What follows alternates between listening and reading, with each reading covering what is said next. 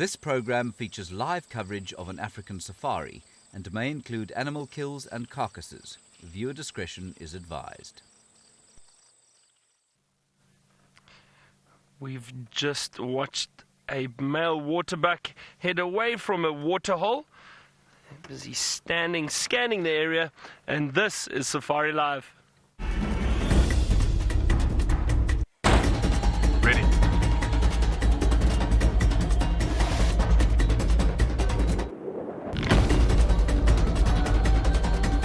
Standing by.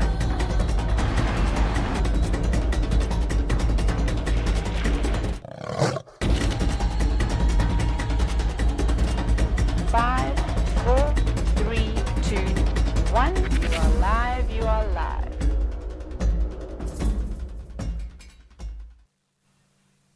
And here is another waterbuck bull.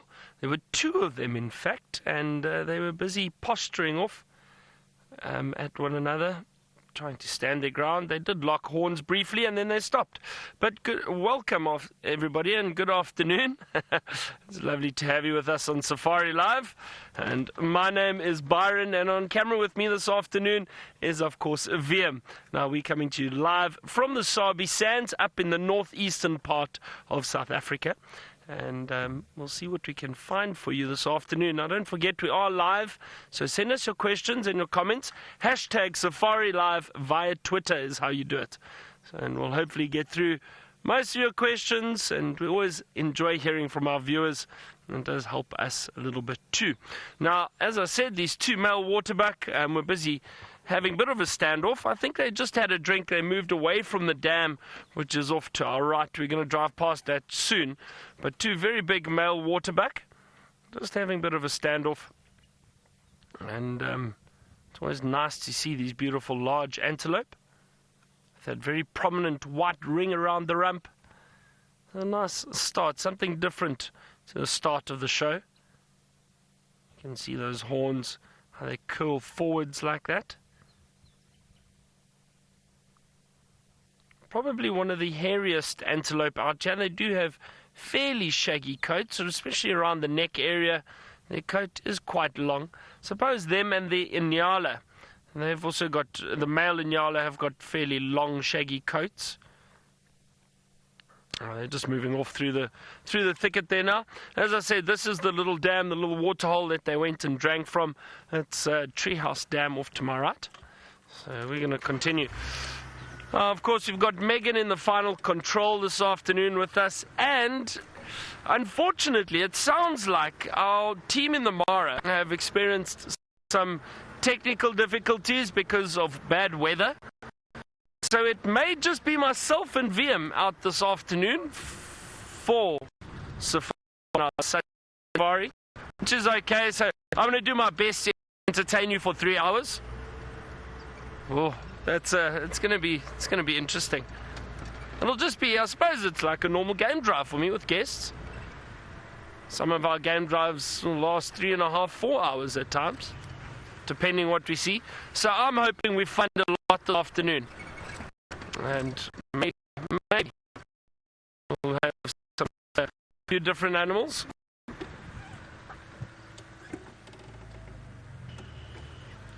Have a look over there.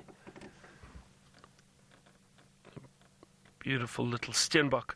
I'm sorry, everyone, if our picture is disappearing now and then.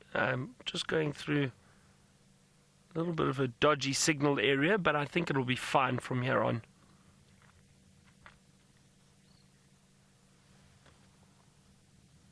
Wonderful little steenbok. Always enjoyable seeing them. That's a young male, or little male, not young.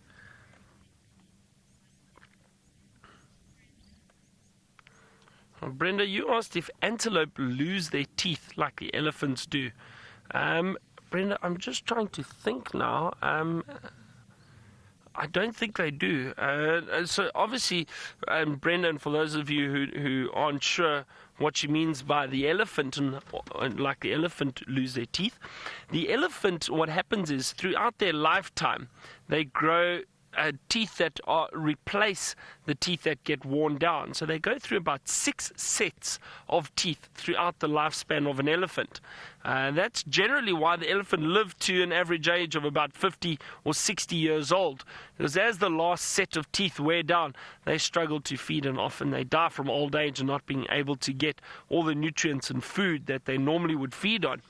Now, I haven't heard of the antelope losing teeth or replacing teeth like that. I stand to correction, but I don't think it happens in the antelope. The antelope, generally, their teeth, they'll obviously wear down a bit, but not to the extent of the elephant. And also the antelope won't live nearly as long as that. So shorter lifespan, it's unlikely that their teeth will wear out and that they'd have to be replaced.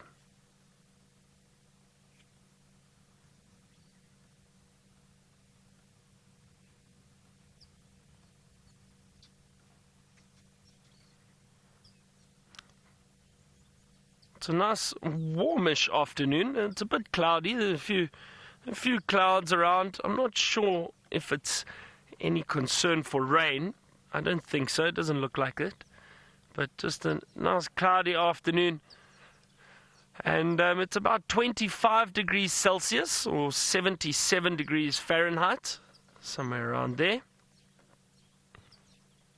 So quite a pleasant afternoon.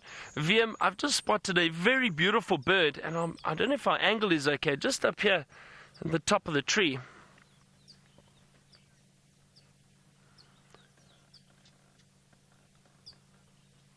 There we go, look at that. There's that one there, and then just further down, VM, if we can see it. Oh, where did it go? Oh, it just moved. It's a beautiful red-headed weaver. Oh, off to the left, VM, just on the bottom branch. There it is. Oh, no. It keeps disappearing from us. It's a beautiful red-headed weaver. There it is. Hold on. Let's see. We've got to get this on camera for you because these colors are magnificent. There we go, VM. Maybe that helps a bit. And I think with that darker background, you might be able to see it a bit better. There it is. Oh, there it comes. Back up. Is that too high for us, VM? Is it all right? Oh, it's very difficult to see, actually, isn't it? There it is. There we go. Oh, well done, VM. Fantastic. The red-headed weaver. Beautiful red-headed weaver. It's got such bright coloration for a little weaver. Normally we're used to seeing the yellow weavers. We've got a few different species of yellow weavers around, but one of the weaver birds, the red-headed weaver. Now, funnily enough, it actually gets its name red-headed weaver because it's got a red head. Just in case there was any confusion. Kim, you say you love the weaver birds. So do I. It's fascinating what these weavers are able to do with nests and the plant material that they gather. Now, it looks like this weaver's trying to break a few of the stems off this marula tree off, possibly trying to use it for a nest. You see that? Is he picking away, trying to use it? What I find fascinating too, and let me see if I've actually got it in my book. I'd like to show you something about these weavers.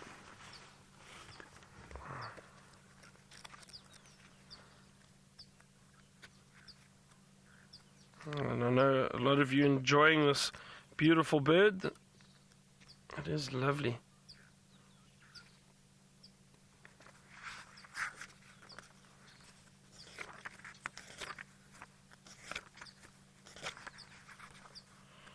Oh. Unfortunately, this book doesn't have it, but what I wanted to just show you or explain to you was how these weaver birds, every species of weaver, builds a different type of nest. Now, some of them all look very similar, these woven baskets, and we'll try and look around and see if I can find a few for you. I don't know if there are any around at the moment, but they all build different nests, and some of the, especially the masked weavers and these red-headed weavers, they build these beautiful baskets. However, every weaver species has got a slightly different nest. And with these weavers that build those beautiful baskets, the entrance will be slightly different. So some of them, and if I can explain it like this, it might be easier if I show you. So some of them, the little baskets, the entrance is usually from the bottom to the side of the nest. Some of them will have actually no little lip to the entrance of the nest. Some of them will have a slight little lip, little entrance. And these red-headed weavers actually have a long little tunnel about that length which leads into the nest. So all the nests are slightly different. Every species of weaver builds a different nest. Think of those red-billed buffalo weavers. They build those big, thick nests above waterholes. What other weavers? We don't see them here, but thick-billed weavers, they build a nest usually in reeds, and it's a clump of plant material clustered together, built with two reeds that they bend over, and they weave the basket around that. So each little weaver builds a different nest, which is fascinating. So they are quite interesting. Now, there was a study, and I found this incredible. There was a study done. I can't remember which university. I think it was a university that did this. And I've mentioned this before on Safari Live, but for some of our new viewers, they did an experiment with a species of weaver overseas. Now, this weaver, or this particular weaver species, only uses a certain type of plant material to build its nest. So what they did, they constructed a study. They put weavers in a closed environment, or controlled environment, where they could monitor what vegetation was around. So they took away the vegetation that they usually use to build a nest, so they were unable to build a nest. They did this, and they kept it away from these particular weavers, who still bred, laid eggs, and raised chicks for, I think it was 4 generations, about 4 generations of weavers that were raised this way. So they were never exposed to that particular grass that they used to build their nest. They then took that 4th generation, released them into a natural habitat with that plant material, and those weavers knew immediately to gather that plant material and build their nest with that that type of grass. And they built the basket or the weaver nest just like they would do in the wild. And it's incredible. Genetically, they just knew that that was the plant material they had to use. So a fascinating study, I think, that was conducted there, and very interesting.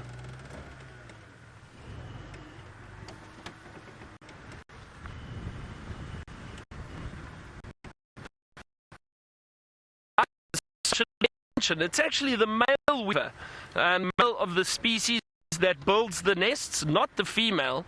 And one of the reasons why the males build the nest is to attract the female, to attract the mate.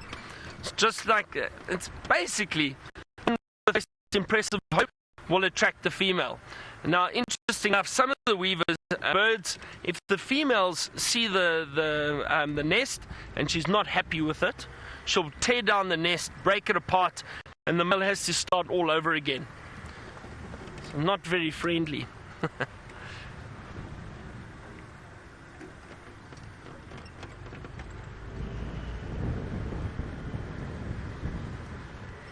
Omar, the male and female red-headed weavers do look different. So that first one, I think that Via managed to show you, was a female. She's more slightly light yellowish, brownish coloration, and the male has got that beautiful bright red head. The female doesn't have it. So they do look different in that species. But with most of the weaver species, so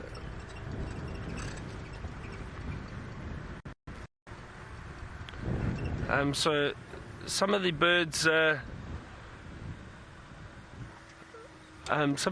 sorry, I'm just trying to think of which way to go here. Some of the weavers, they change. The females are more of a brownish coloration. The males a bit more colourful. or duller coloration, I suppose you could say, for the females. Yvonne, you say that was number 145 on your bird list. That's great, a nice addition to your bird list. And Lorena, you say that's 138. That's a good bird list. I'm assuming that's just for Juma, your bird list for Juma, and that's a great number, I think, that you've got there for this area. Hopefully try get you some more in going into the summer months.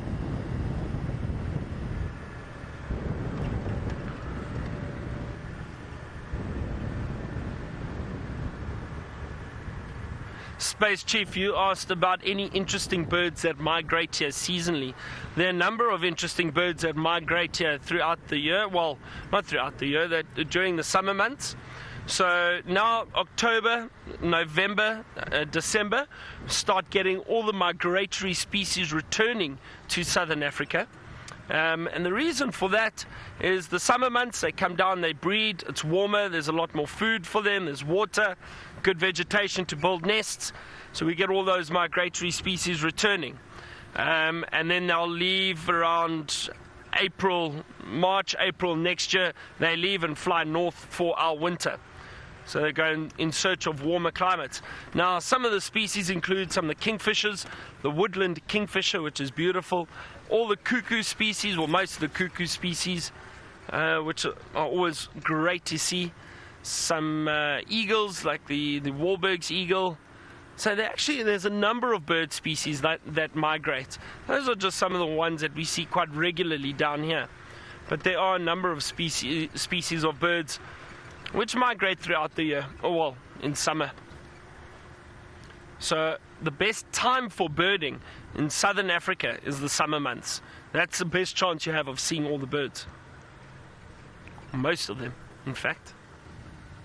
Now, I'd like to have a look around here and see if that young male leopard isn't perhaps in this area somewhere.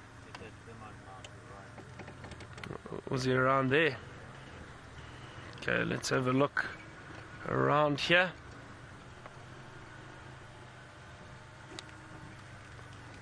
Tristan had him this morning. Now there are two Steenbok standing very still close by. So they don't look too nervous about anything. So I wonder if perhaps this young male leopard moved off. Now I think it was Hosanna that Tristan had in this area this morning.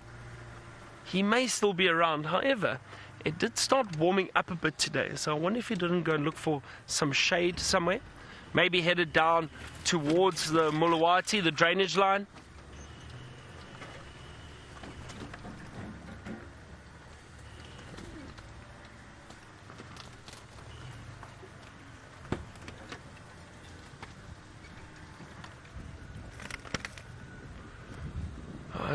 Justin, now you've asked if there are any birds I can think of that I'd like to bring back from extinction.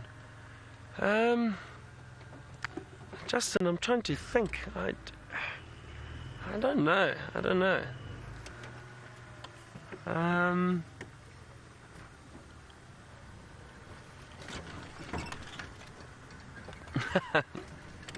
I was thinking this. Ashley, in the final control, she says, what about the dodo? Yeah, maybe the dodo. Quite a strange looking bird, I suppose, from pictures we've seen of the dodo, the extinct dodo, which was found on Madagascar, if I'm not mistaken. Pterodactyls? You want a pterodactyl back, Viam? Yeah, why not? That could be quite interesting.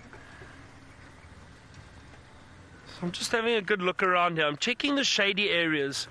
As I said, with it warming up, maybe this has decided to move into the shade somewhere. But he could be anywhere now. That's the joy of these young leopards, is they'll settle down in the morning, but then they tend to move around during the day. So he could be anywhere right now. Let's see. Maybe we get some tracks along the road here.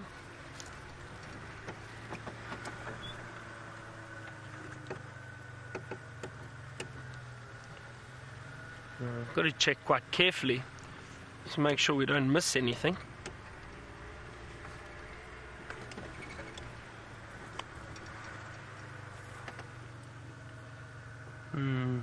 I don't see anything just yet. I would also really like to see some elephant this afternoon. I haven't seen elephant for quite some time, so that would be nice. But look, if we manage to find a leopard, first up, that would be first prize.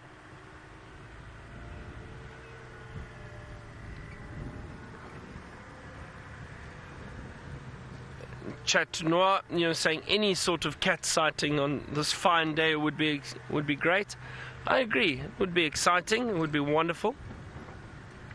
Let's have a look around here, perhaps.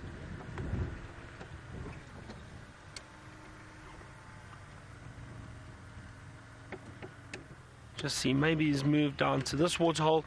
Actually, now that I think about it, this morning, right up until about 12, 1 o'clock this afternoon, it was still fairly cool.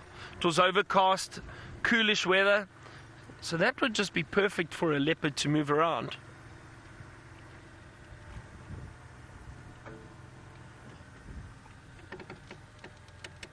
Nothing yet. Oh, looks like we've got our work cut out for us this afternoon. Try to find out where this young leopard went. Now, Tristan and I were joking about this the other day. As we were saying, in the mornings we seem to be finding a lot of leopards, and then all of a sudden we go back to the same place in the afternoon and they disappear. But we've been lucky with all our leopard sightings. We've had Tundi on a kill with Hosana heading there, basically stealing a little bit of a kill that she had left. And then we had Shadow with her cub, and then Hosana joining them and taking the kill, or what was left of the kill. So it looks like this young male leopard is doing very well at scavenging off the females in the area. I'm just checking carefully here, so I don't want to miss anything along the road. I'd like to see if perhaps this leopard moved down and across the road down towards the drainage line on my left. But I think we should just check very carefully around here.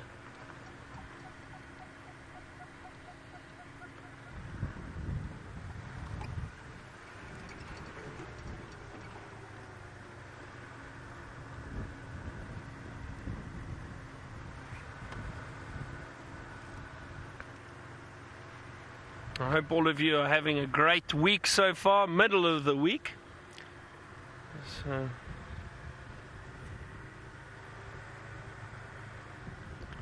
and it's been a great week for us so far, lots of leopards, which isn't bad. Well, it sounds like we've got some good news. The Mara seem to have some signal back, so hopefully they'll be with us for most of the show. But Jamie's sitting in the studio, so let's go across to her now and find out what she's up to this afternoon.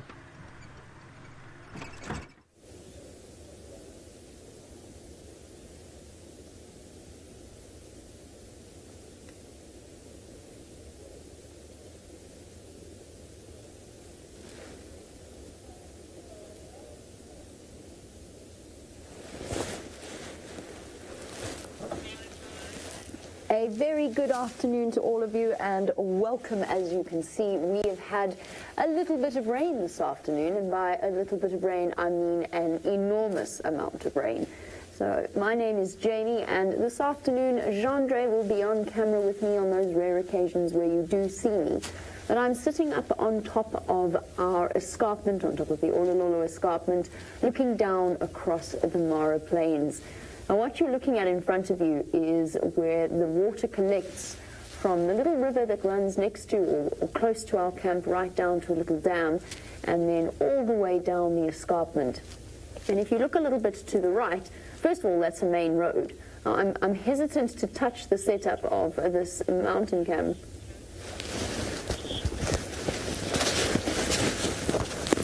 Now, there is a main road there, and I'm hesitant to touch the mountain camera just on the basis that it after the rain has developed some interesting little quirks, and it tends to go flying up and points at the sky or occasionally elsewhere. So I'm going to try and keep things relatively steady. That's the road, the main road, where all that water is, and I've just watched about 6 cars drive up to it, stop, look terrified, and then forge their way through. And to the right of that, you can see there's a little bit of a ditch. And that, you see just on the right of that large body of water, that is the Angama Lugga, or the Angama drainage line. That's where we always find that particular pride at the base of our mountains. And if we take a little zoom out there, now it's incredible just sitting watching this, just how much of the water has actually already been soaked up by the marsh-like land of the Maasai Mara. If you look there, on the top left-hand corner of your screen is the Kitchway airstrip, and you can see it's basically a marsh below that. And that drainage line, or that line of trees, just in front of the airstrip, which is in the top left corner, that is where we found that little lion cub all those weeks ago, and when we saw those little lion cubs playing with the blanket. Beyond that is an even larger collection of trees, an even larger tree line, and that is the magnificent Mara River, and I'm sure it is flowing a great deal more than it was when we recorded most of the following footage. Rising on the western edges of the Great Rift Valley and flowing into Lake Victoria some 245 miles away, the Mara River is a rich vein of life flowing through one of the world's most iconic wildernesses. Fed by African thunderstorms, the rapids and pools are home to countless creatures of all kinds. All of these animals find sustenance in and around the river's water. For the wildebeest, zebra, and gazelle of the Great Migration, the Mara River is the quencher of thirst and a fatal gauntlet. The herds cross the torrent for better grazing. But beneath the muddy surface lurks some of the world's biggest crocodiles. They have been waiting for the migration for almost a year. For those that survive the water, rocks, and crocodiles, pastures of sweet oat grass await.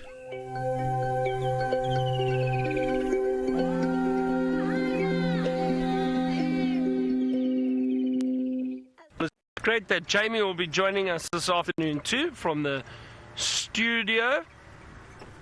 Maybe they get some action on their river cams this afternoon. I'm checking some of the water holes just in case. You never know. Animals go down and drink at various times. Generally just when they're thirsty. There's no set time for animals to go down and drink.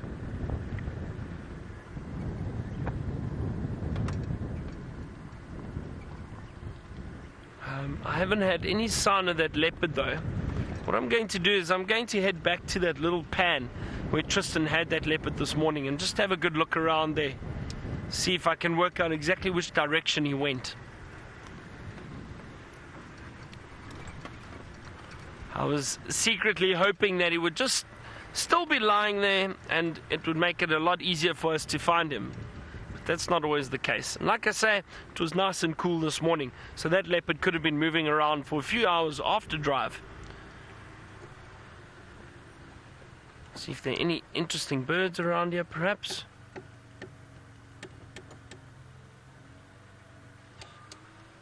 Now I wonder what happened to, we used to have that beautiful giant eagle owl that frequented these trees, these beautiful jackalberries, but it hasn't been around for quite some time. Maybe just moved, found another tree.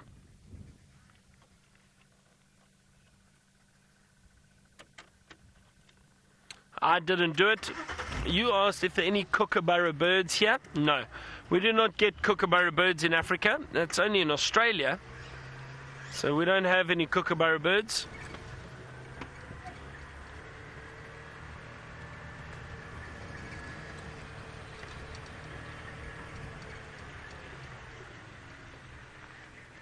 I think one of the birds, I suppose some of the birds that look similar to a kookaburra would probably be the kingfishers, maybe the giant kingfisher.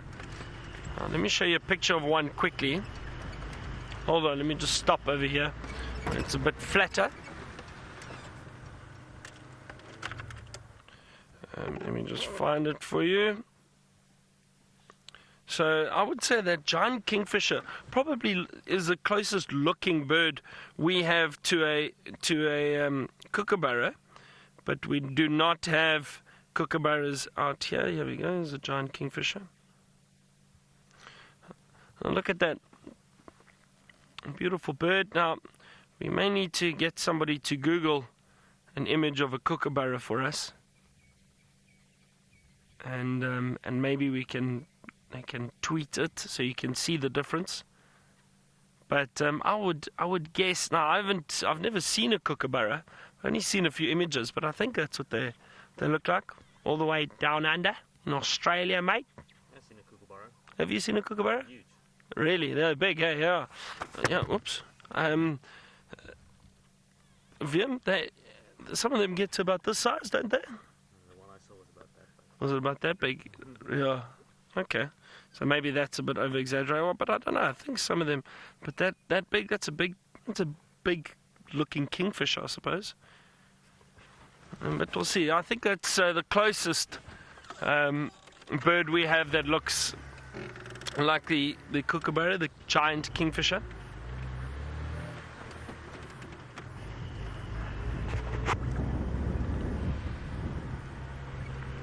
But none in Africa.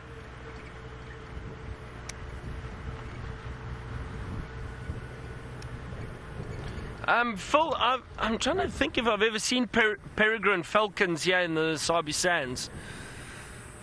I mean, we do get them in southern Africa. We do indeed. They generally prefer dry areas. I'm just trying to think where else they've been spotted in southern Africa. And just have a look for you quickly. But I've never seen in this area in the Sabi Sands. They say they do occur here. Also, if we have a look, so why I say they generally prefer dry areas. This is the distribution of the peregrine falcon. So they say year-round, but it varies. But you can see in the deserts of Namibia, those very, very dry, harsh conditions around there. And then, of course, up here, this is Zimbabwe and Mozambique. And then this section here, it says that we get them out here, but I've never seen in the Sabi Sands. I wonder if Tristan's ever seen one. I would assume Tristan's probably seen. And then down the southern part of South Africa too, down there. So they say they get them around there. Oh, really? Oh. VM says he has seen one on Cheetah Plains. Apparently there was some living there. That's interesting. Yeah, I've never seen the peregrine falcon out here. It's funny, some birds, even though they occur in the area, doesn't necessarily mean that you've seen them. Is that a little squirrel? Is that something there? Yeah, my eyes playing tricks on me. No, it's a little squirrel. I thought so. It's perched on top of that branch.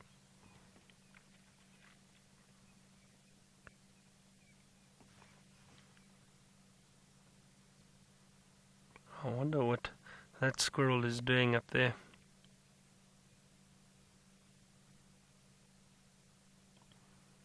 Just enjoying the view, perhaps.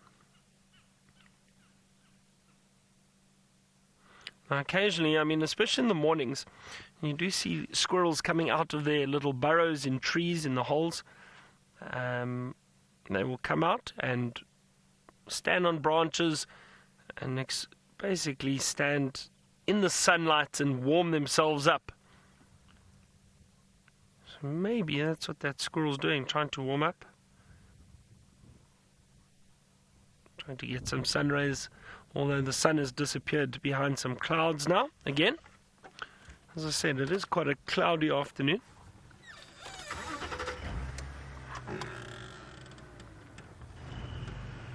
Right, let's head back to that waterhole and see if we can't get any sign of that leopard, that young male leopard. I feel like we've been so spoilt with leopard sightings the last few days. Tristan and I both have had a lot of luck with leopard sightings, and it's really fun and interesting to see the behavior, especially from that young male leopard.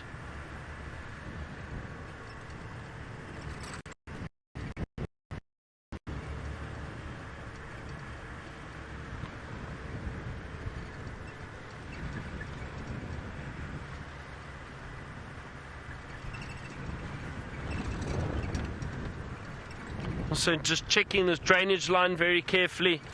You never know. Could very well have moved down into the drainage line, thicker area.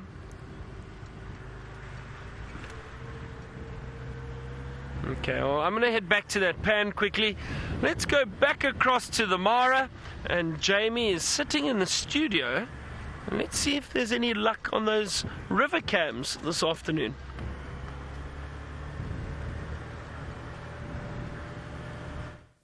She says it's not so tight.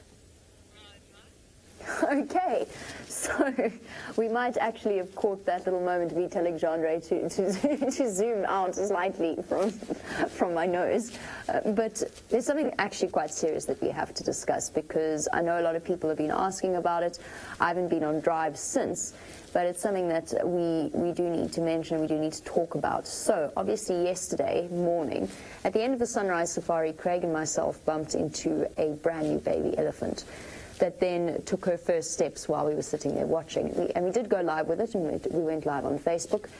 And I had a funny feeling about it from the beginning, but I sort of pushed it back, because something didn't feel right, but I didn't want to be somebody who was unnecessarily negative.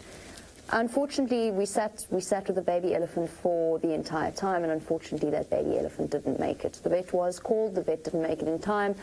To be completely honest with you, I think that even if the vet had made it with a few minutes to spare, I don't think it would have survived anyway.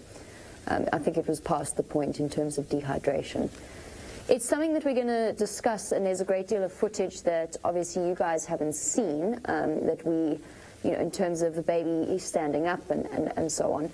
So it's something that we are going to discuss. We're actually putting together a Safari Live story on it. So it's something that we will post on social media once we've completed it. I didn't really feel like talking about it yesterday, and today we tried, but we didn't really finish all of the filming that we needed to do. But it didn't make it. Craig and myself drove home in complete silence. I didn't see Craig for the rest of the afternoon. Obviously, it's something that was very, very sad. But we were with the mum the entire time, most of the time on her own. There was nobody else with her. There were no other vehicles with her. And she was unbelievable with us. Completely trusting. And I use the word trusting. She's got a brand new baby there. If she's not trusting, she's going to let you know. So she was trusting. A difficult experience, I think, for all of us concerned. And by that, I mean all two of us sitting there. But eventually, at about 2:45, we double-checked on her, and she wasn't breathing anymore. So it's something that was very sad. I'm sorry that you didn't get the follow-up initially. I didn't particularly feel like talking about it, as I said, and the other guides felt it was something that was part of our story from Craig and myself rather than theirs. So that's the whole situation with the elephant. The one thing I was worrying about while we were sitting there was where exactly we were. I've already mentioned the Angama Lugga, which is where they raise their cubs, but they do spend quite a lot of time on that particular bridge. The bridge is known as Chini Bridge. It's just after the Little Governor's Camp, and it is a place with absolutely zero cell phone signal and almost a signal black hole, actually, funnily enough. But it's quite a big bridge, and that is where the Angama Pride lives, and it is the exact boundary with the Sausage Tree Pride. So that's something that we've been building up over the time that we've got to know the various lines. Our knowledge has greatly improved in terms of the various territories. But we did put together, for our TV shows, we did put together a little bit of an idea of the lines of the Mara. From the tree-lined gullies to the fertile hillside of the Ululolo Escarpment lives the Angama Pride. The 4 lionesses are the mothers and aunts to 13 cubs. The oldest was born in February and the youngest in the middle of June. 13 lion cub appetites are hard to satisfy. Even harder before the migration herds move through the grasslands. There is still food available, especially near water holes.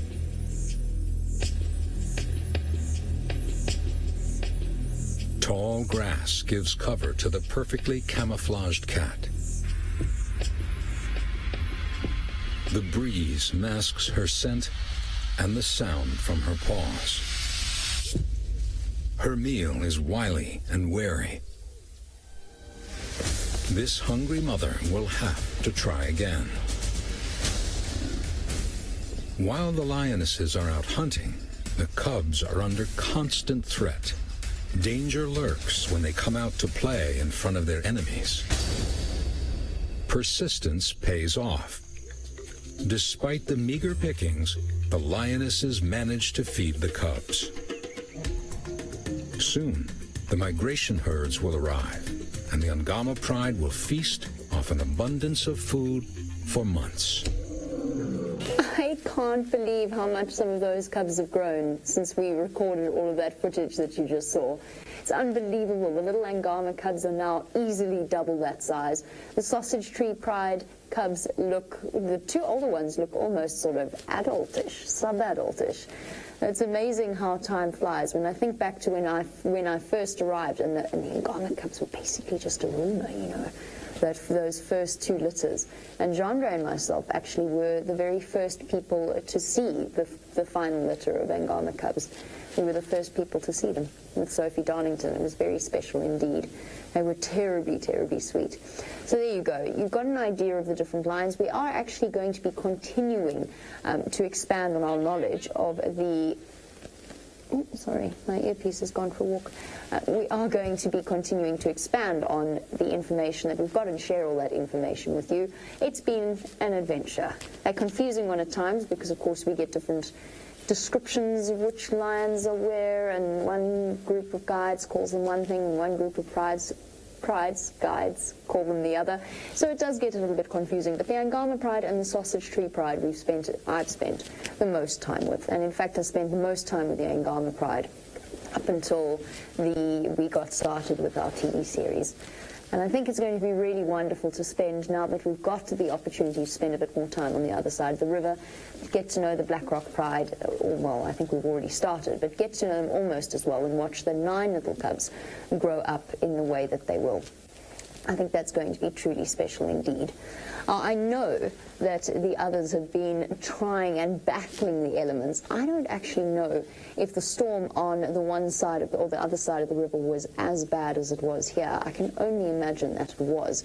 And I'm just going to ask Chantal if she's still got comms with me, because they have been going in and out, and I would like to just double check and see. There we go. Hello. I can hear Rebecca's voice. She's turned into Rebecca. There's some magic things happening in Final Control. Speaking of the people on the other side of the river, I know that I can't even begin to speculate what the storm was like that side. Let's go and find out from Mr. Scotty D himself. Hello everyone, welcome on board. Very exciting stuff here. We are following a female cheetah, and I've lost sight of her, but she is heading towards some Thompson's gazelle. Now I've just tried to get us into a favorable spot here in case she does in fact chase them. Let me try work out where she is quickly. Oh, they're heading straight towards her, Ferg. She's in between 2 sets of them, but I think they have seen her, and that is why they're running towards her. And Thompson's gazelle can often do that. A little bit to the right, there we go. And there are more Thompson's gazelle off to the right of her, not just the 2 that Ferg panned across before he found her. Now, what is going to happen here? Here's some more. Now, it's unlikely that she will chase them because she doesn't have the elements of surprise, but strange things do happen out here, so let's be ready for anything. Now, her belly appears quite full, but if I'm not mistaken, I think this female cheetah could well be pregnant, and she was seen in the area yesterday, by one of the cheetah researchers. So even though her belly looks quite full... Oh, how cool was that? The Tommy's running off. They decided enough was enough. So maybe she is content in terms of meals, and maybe she's not looking for a meal this evening, but it's early to tell, and there's quite a few female cheetah that do move through this general area, so I could well be wrong. Who knows, maybe this female cheetah is the reason why the 5 musketeers have been fighting. We're not sure whether it's with one another or with other cheetah, but they definitely are all a bit wounded. They're all limping a little bit. You'll be glad to know, though, that they are not disabled to the point that they cannot hunt. Ferg and I were lucky enough to see them take down a Coke's hartebeest about an hour and a half ago. Sadly, of course, there was no signal, otherwise we would have been able to share it with you. It was an incredible, incredible hunt. They chased it for about 200 meters, on and off, and eventually all 5 of them were required to actually pull it down. Little zebra in the background. Well, not such a little zebra, a big zebra. Some lapwings, giving the cheetah a bit of a hard time as it probably walks past their nests. Let's see if they don't bomb dive it again. Oh, there comes some more.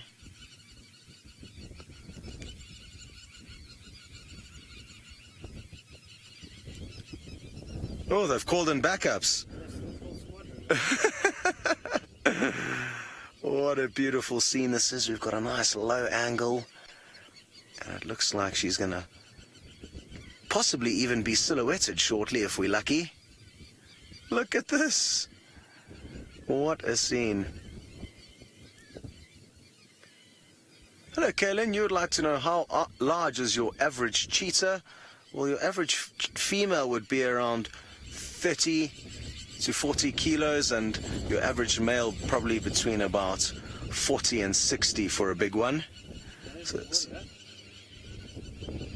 I'm not sure how well you guys can pick up the sound of all these lapwings, but it sure is creating a serious scene. The neighborhood watch is in full flight. And this cheetah, thankfully, has just decided to head straight towards us. So we parked quite a long way off.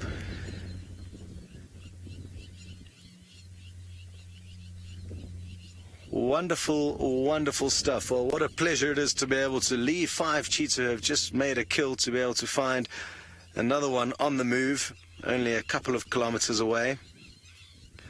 And we got extremely lucky. As soon as we actually arrived here, she started moving. We were with her for no longer than 2 minutes before she got up.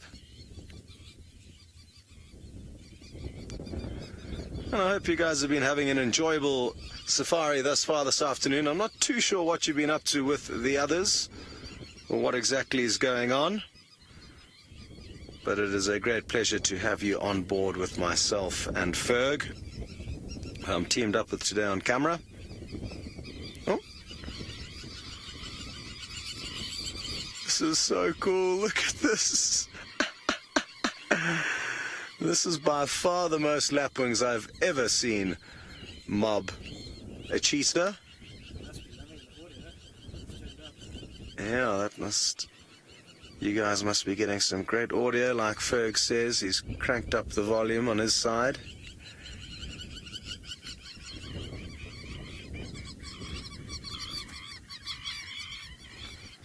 Hi, Lynn. You'd like to know if female cheetahs will seek out males. And yes, they will. They will change their behavior quite a lot when they do come into season. They will start scent marking, which is something that they don't ordinarily do.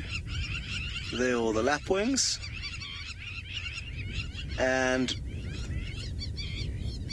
once they start placing their scent marks all over the trees and bushes where they know the males frequent, that will, of course, let the males know that there's a female in season, and then I'm guessing they're going to be trying to seek her out more than them, but she's definitely also going to kind of play ball to a degree.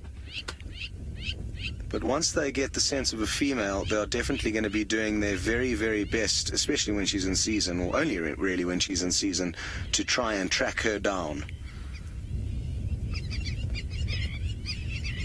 I've never been fortunate enough to see an event like that happen in my life, though, Lynn, so hopefully we'll be lucky enough to share that together.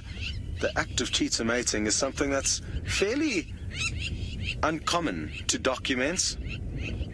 There's not many videos or photographs I've seen of cheetahs mating, and it can be quite interesting. It can be quite different to seeing leopard and lion mate, because with leopard and lion there's usually only one male. However, with cheetahs, even though there may be dominance within the coalition, what I've been told and what I've seen in a few videos is that certain males will actually be able to slide their way in between their companion and hop on top, so they almost take turns in mating with the females. Who knows what would happen if all 5 of the musketeers got involved? It would be a serious pile-on and lots of chopping and changing. She certainly does seem to be looking for something now, going from bush to bush and smelling. So I wonder if she is maybe looking for the males, or if there's something else she may be seeking out. Hello, Tony. You'd like to know if males and coalitions would weigh more than individuals or smaller coalitions? I guess slightly. I mean, there's a slight possibility, yes, that because there's a coalition, or a coalition comes with a lot of power and good hunting skills.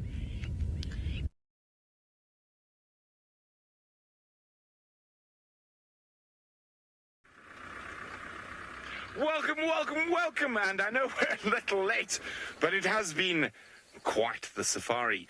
There is mud all but everywhere, and we managed to avoid the worst of the rain. We were literally on the other side, on top of the Rhino Ridge, when that storm hit. And here we go. Jahowi's going to show you. There we go. We're actually, there's a fig tree we had lunch under. The one on the, I think it's the one on the right. There we go. That's where we had lunch. It's the fig tree on the right, so there's 2 on the left and 1 down to the right. There we go, about centre frame now. That's where we had lunch, and that's where the storm hit us. Now, on that side, especially down towards the Mara River, when it rains like that, the roads become impassable, so we couldn't actually even get back to the female cheetah we were with this morning. It was already wet and wild while we were there, and with this extra rain would have made it absolutely impossible, and I don't want to be a member of the Marshmallow Club. But there we go. We've got a lovely herd of elephants and some small babies in amongst them there. And you can see how dark they are after that. Oh, he's got a short tail. Did a hyena nip the tip of your tail off? Now, sometimes elephants are born with deformities like that, but normally when you see a stubby tail, not a complete absence of a tail, it could be from a predator, and also sometimes from a species of botfly, and the larvae will actually eat through the flesh. Now, they are so dark after the rain. Now, this whole area, you can actually hear little puddle frogs starting to wake up. Tick, tick, tick, tick, tick, tick. Tick, tick, tick, tick, tick, tick, tick. They're obviously in heaven. Now, this whole area below us becomes very, very difficult to drive in and almost impassable. And I will see if we can find some lions, the Ngama pride, that do like to hang out in this area. But if they are in one of these really wet and muddy patches, so I forgot. I was so excited to be on. My name is Brent Neesmith, and I have our incredible new cameraman, Jahowi, who's on camera for his first full day. So we've had a great time. We stopped for lunch under a tree. We saw some lions, we saw some cheetah, we saw some zebra, wildebeest. But we were hoping to head back towards those cheetah girls for the afternoon for the evening hunt. But unfortunately, it got too wet. Now, remember, if you want to ask us any questions, #SafariLive is the best way to get hold of us. And for now, we're going to continue on to see what other wonders the Mara has to offer.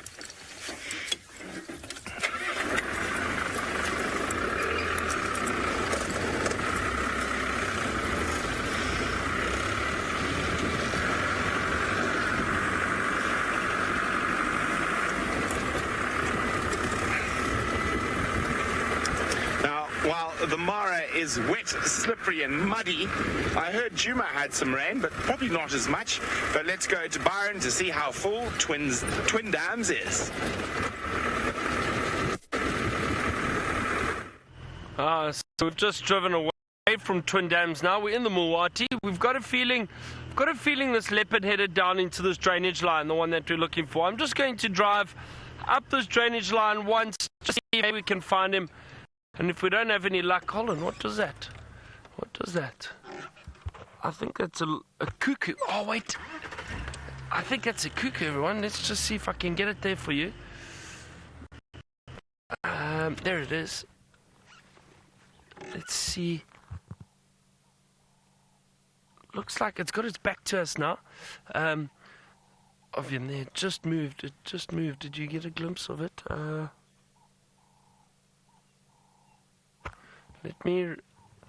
It's just behind that branch. Hold on, everyone. I just want to try and get a view for you. Maybe through there. I think you can get it where that dark branch is crossing. There we go.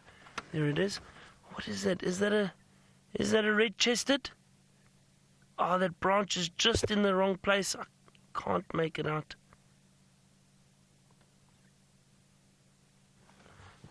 Can any of you see? I think it is. That is a red-chested cuckoo. That's a red-chested cuckoo. I'm excited because I haven't seen one for a long time. And I'm just going to show you a picture of it quickly. And yesterday we were chatting about the cuckoos. And I said my favorite one that I love seeing and hearing is the red-chested cuckoo. That's its call. Sure, that's nice. And it is definitely a red-chested cuckoo. I can see the slight bit of red on the throat. There are a few branches in front of it now, but definitely the signs of the rufous on the chest.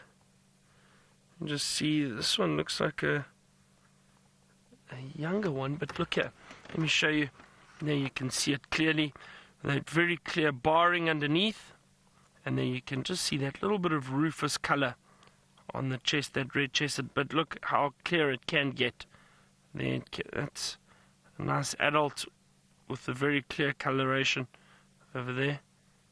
That's just slightly lighter. But that is a red-chested cuckoo. That's wonderful. Let's see if we can get a bit closer. It's still sitting there. Now that we know where it is, maybe we can get closer before it flies.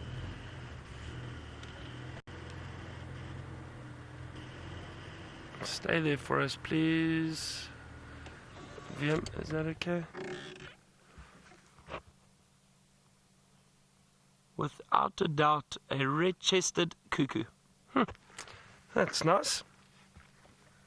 I'm very happy that we can see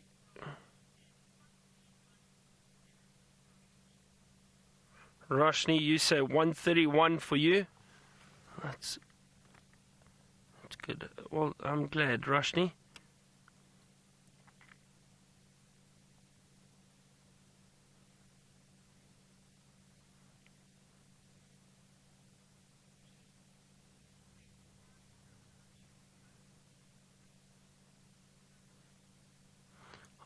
Lorimer, you said almost looks like a pigeon.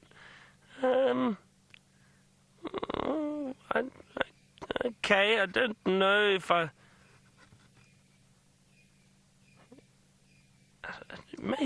maybe. Nice to see this cuckoo though.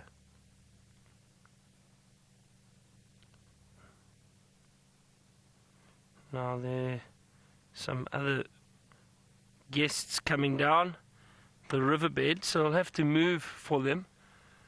But what a nice little surprise. Let me just reverse out of the way quickly.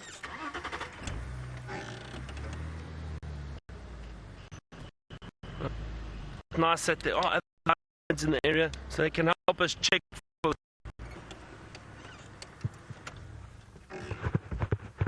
Stevie, you say it's prettier than a pigeon. It definitely is. It's just flown off now. And off it's gone, but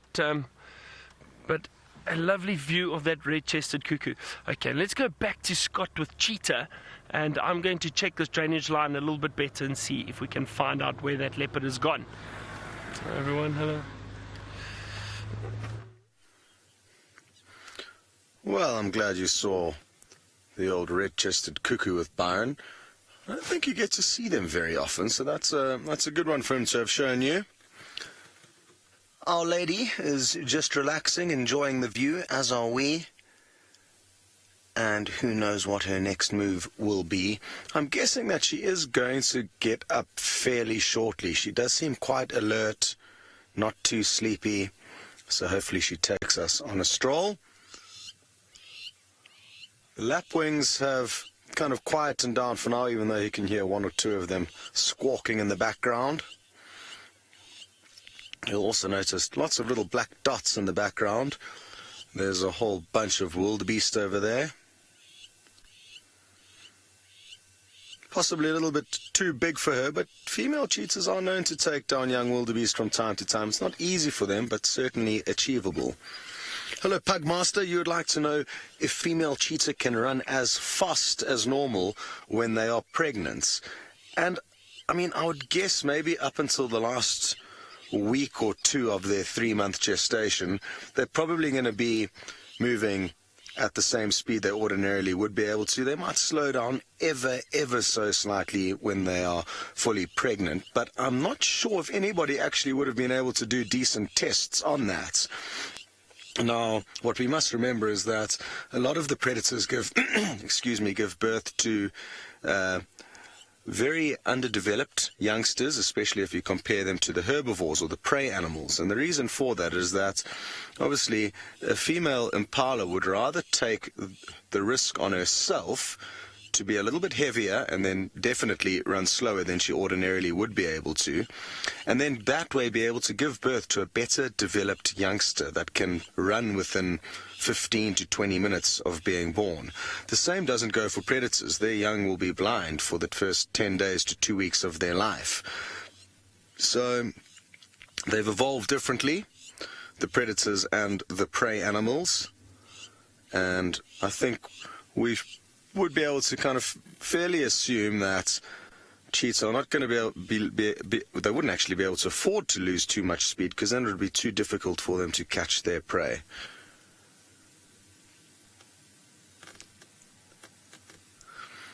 If this is the same female that was seen yesterday by one of the cheetah researchers not far from here, her name is apparently Nora. And I don't know too much about her. It's the first time I would have seen her. I haven't spent time with many female cheetahs other than Malika. And I do know that she did catch a scrub hare yesterday morning. She just flushed it in some thick bush and a few pounces and she was on top of it. But that's just a little snack. And of course, if it is her, she's got some growing babies in her belly. Now, I find it difficult to tell whether a cheetah are kind of hungry or well-fed. It's definitely more complicated than lions and leopard. But I do think that she is looking quite swollen. So hopefully she is pregnant. I would love to be able to spend some time with some cheetah cubs with you. That's one thing we haven't really been able to effectively do. Brent got you a few glimpses of some cheetah cubs a couple of weeks back, but that was the only one-off time I think we've had. Hello, Proud Cat Mama. You would like to know, are there any kind of specific differences that cheetah have to the other big cats? And one of the main ones is that their bones and their legs are fused together in a different way, so they don't have as much movement as a lion and a leopard's leg. So climbing trees for them is more tricky. But what it does mean is that when they are at full tilt, those bones allow for them to obviously move more effectively at high speed. So that's one thing. Their tails are quite long and quite big and bushy and needed for balance. So at the high speeds that they travel at, I think their tails are kind of more important, you could almost say, than that of a lion or a leopard. A lion or a leopard without a tail I don't think is going to have a huge issue catching its prey, but I think a cheetah would battle quite a lot without that form of steering. So there's a couple of differences.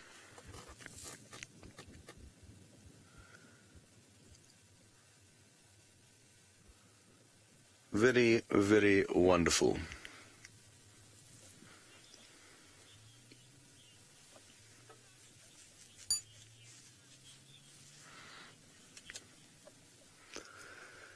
Hello to Enchanted Music. You would like to know if I've got any idea how many cheetah are in this area. Well, in the entire Maasai Mara Reserve, Triangle, and the surrounding conservancy, so it's built up in 3 parts, there are a total of, I'm told, around 65 cheetahs, or at least that was the count last year.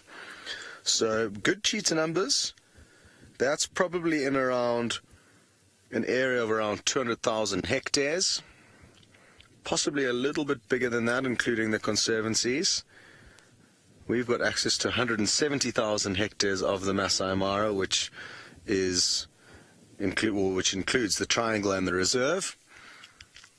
So plenty of cheetah, and I know on this side of the Mara River, in the Mara Reserve, there does seem to be more cheetah than on the other side of the river where Jamie is this afternoon and where our camp is on the Triangle side.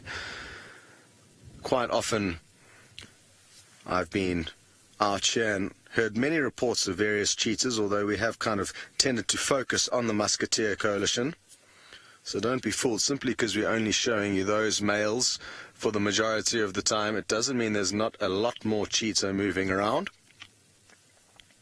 And as the weeks and months go by, hopefully we'll be able to get to know them all a little bit better and spend more time with them. They are absolutely great quality and often do a lot of their business during the day, which suits us. It's definitely easier to film and show you guys things during the day compared to the night time. Very good. Well, we aren't going to go anywhere. We're going to stay with this beautiful lady cheetah and see what she gets up to.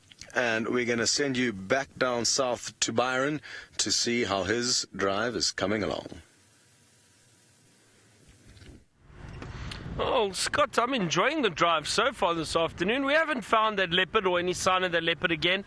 I think that young male is possibly lying in one of these thick drainage lines somewhere. I think he's gone and hidden himself down there. Maybe he'll pop out a little bit later. I think what we're going to do is we're going to make our way towards Cheetah Dam. Go see if there's any activity around there, maybe some animals going to drink. I'm very happy about that red-chested cuckoo though. That was a wonderful sighting. I haven't seen one for quite some time, so nice to see it. And also very secretive, like all cuckoos. Very, very secretive, but that's 2 that I've seen just on this stint in the last week. Saw the African cuckoo the other day, now the red-chested cuckoo. Now I know there's been a big request for Klaas's cuckoo, so I'm going to try my best to listen out for it and see if we can find a Klaas's cuckoo.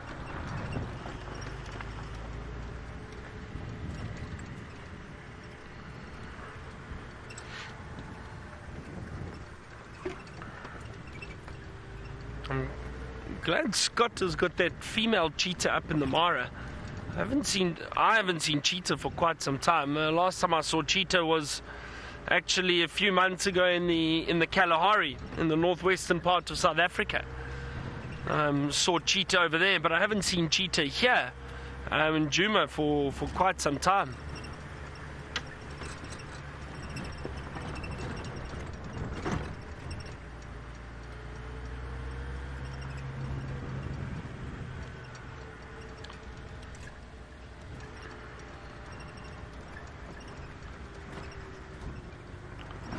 Now, Joe, chances of seeing a snake around this time of year are pretty good, and they're starting to increase, I suppose, our chances of seeing a snake.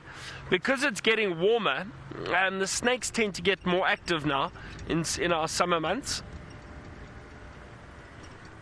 So maybe we have some luck with the snake But I haven't had any luck with seeing a snake just yet. I love seeing snakes out on safari. I find them fascinating, and I do enjoy.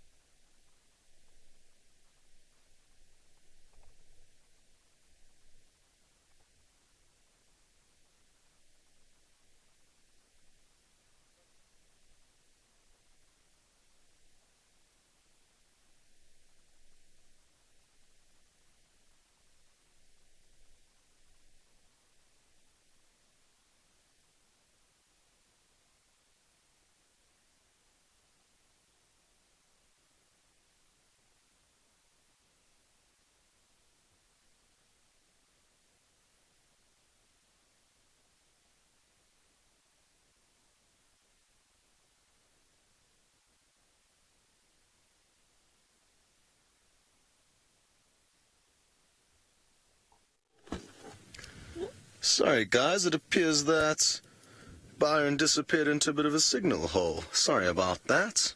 Thankfully, we were here waiting to receive you. And as you can see, not much has changed here. If anything, Our Lady has become slightly sleepy. We're quite lucky this afternoon. There was a lot of clouds building, some lightning and thunder, even a little bit of drizzle at one stage, but things seem to have cleared up for the time being. So thankfully we're not going to get rained upon. Hello, H. Macy. You would like to know if cheetah will try and defend their cubs as lion would do. And yes, they certainly will defend their cubs, but because they're not as powerful as lions and cannot command as much respect as them, they can only do so much. So, you know, against one hyena, maybe a mother would have a chance to create a distraction. Against animals like jackal and, you know, smaller predators that may cause trouble, definitely. Other cheetah, male cheetah, they might well stand up to. So I think they certainly will have that maternal instinct to do whatever they possibly can to defend their young against whatever is giving them trouble. But generally, out here, size and respect are kind of on a par. So if you're big, you've got a lot of respect. If you're small and quite dainty like a female cheetah, there's only so much respect and so much she would be able to do in a dangerous situation. And rather than giving up her life, not aimlessly, but trying to, you know, stand up to a lion, she would probably flee at the last moment once she's done.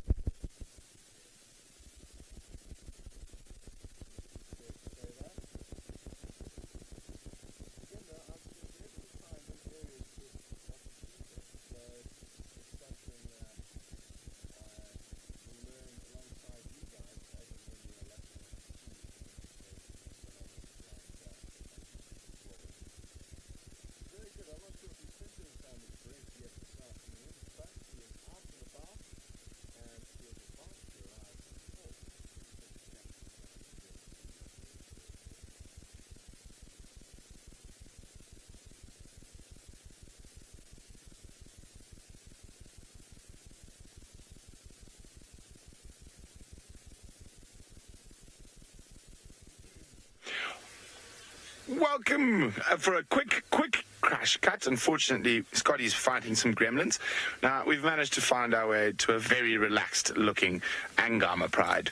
Don't they look so very relaxed? It looks like they might have caught something quite recently. So they are lying about. There are still some buffalo and whatnot around, but at the moment they're looking like they're very happy the rain is over. They've weathered the storm. So believe it or not, there was actually hail in this part of the Mara this afternoon. So I think they were probably hiding under a tree or in the bushes. And now that the rain stopped, they've all come out into the open.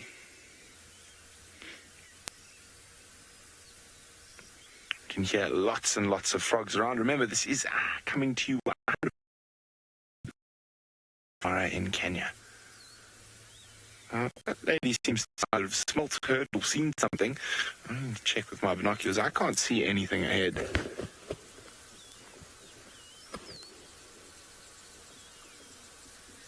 Nope. But there are quite a lot of warthog in this area, so there might be a warthog heading back towards its burrow after the rain, and she might have spotted it, but I don't see anything just yet. It does look like they've had a good feed in the last little while, and they're very, very relaxed. But I think it's worth having a look and staying here for a while, because it is one of the only areas that is accessible after this amount of rain. So the soils here are quite well drained, so we're not going to sink and disappear up to our diffs in mud. We should be able to sit nicely on top of the grass. So we're actually directly below Angama camp and our final control, which is just around the corner. Riti wants to know how good of a lion sound I can make. Riti, it's for special occasions only. Maybe before the end of drive I'll give you a lion roar. Maybe. Well, I don't want to wake up the kitties after all. But remember, hashtag Safari Live, if you have any questions or requests like Riti did, is the best way to get hold of us. So they are very, very flat at the moment, but just having a quick look around, there are some other animals around and about.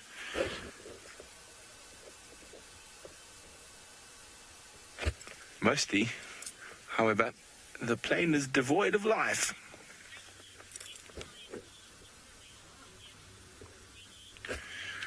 Riti's wondering, if the lions hunt, will they hunt together? Normally, yes, or except for the cubs in this case, Riti. The cubs here will be more of a hindrance than a help to the hunt. So they will normally be growled at, snarled at, and told to sit tight while the lionesses go off and hunt. It doesn't look like they're any particular rush to hunt.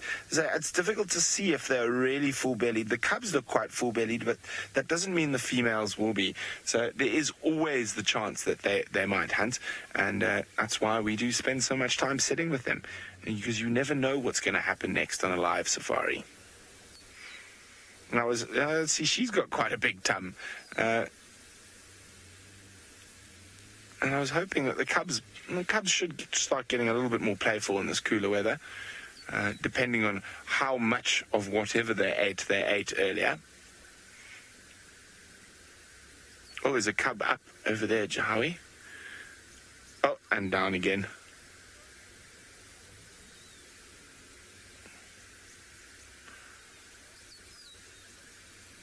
Now, the lions are actually really enjoying this weather after the rain. It's nice and cool. And if they do have full bellies, they're going to sit there and just digest slowly. Now, Adele is wondering, do a lion's teeth rot with age? Indeed, they do. So they get two sets of teeth. They got their milk teeth that they lose at around 6 months old, and then their adult teeth. They do rot. They break, and especially when they get breaks, they can get bad rotting and abscesses in the teeth. But generally, when that happens, that animal's probably closer to 12, 13 years old and is towards the end of their life. And sometimes lions can actually die from infections in their teeth, of course, because it stops them eating properly. Now, I was hoping these guys would be more active in this cold weather. They're not, however. Not even a flick of a tail. Well, all there is, as I said that, of course, there's a flick of a tail. And as I said, I'm hoping the cubs start getting a little bit more active and maybe decide to start playing a little bit, because it is wonderfully cool.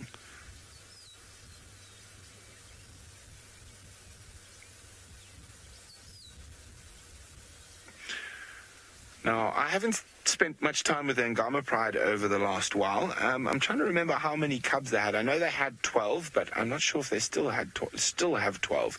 So we'll have to try to do a bit of a count. I know there's some off over there, but even in the short grass, with them lying as flat as that, it can be very difficult to spot all the individuals.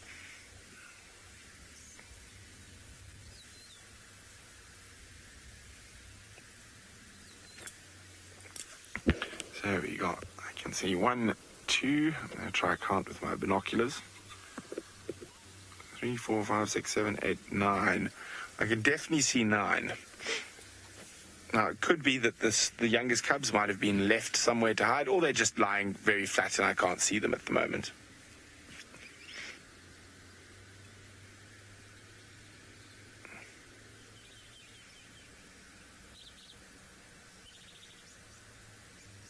Oh, I can hear some pectoral patch testiculars.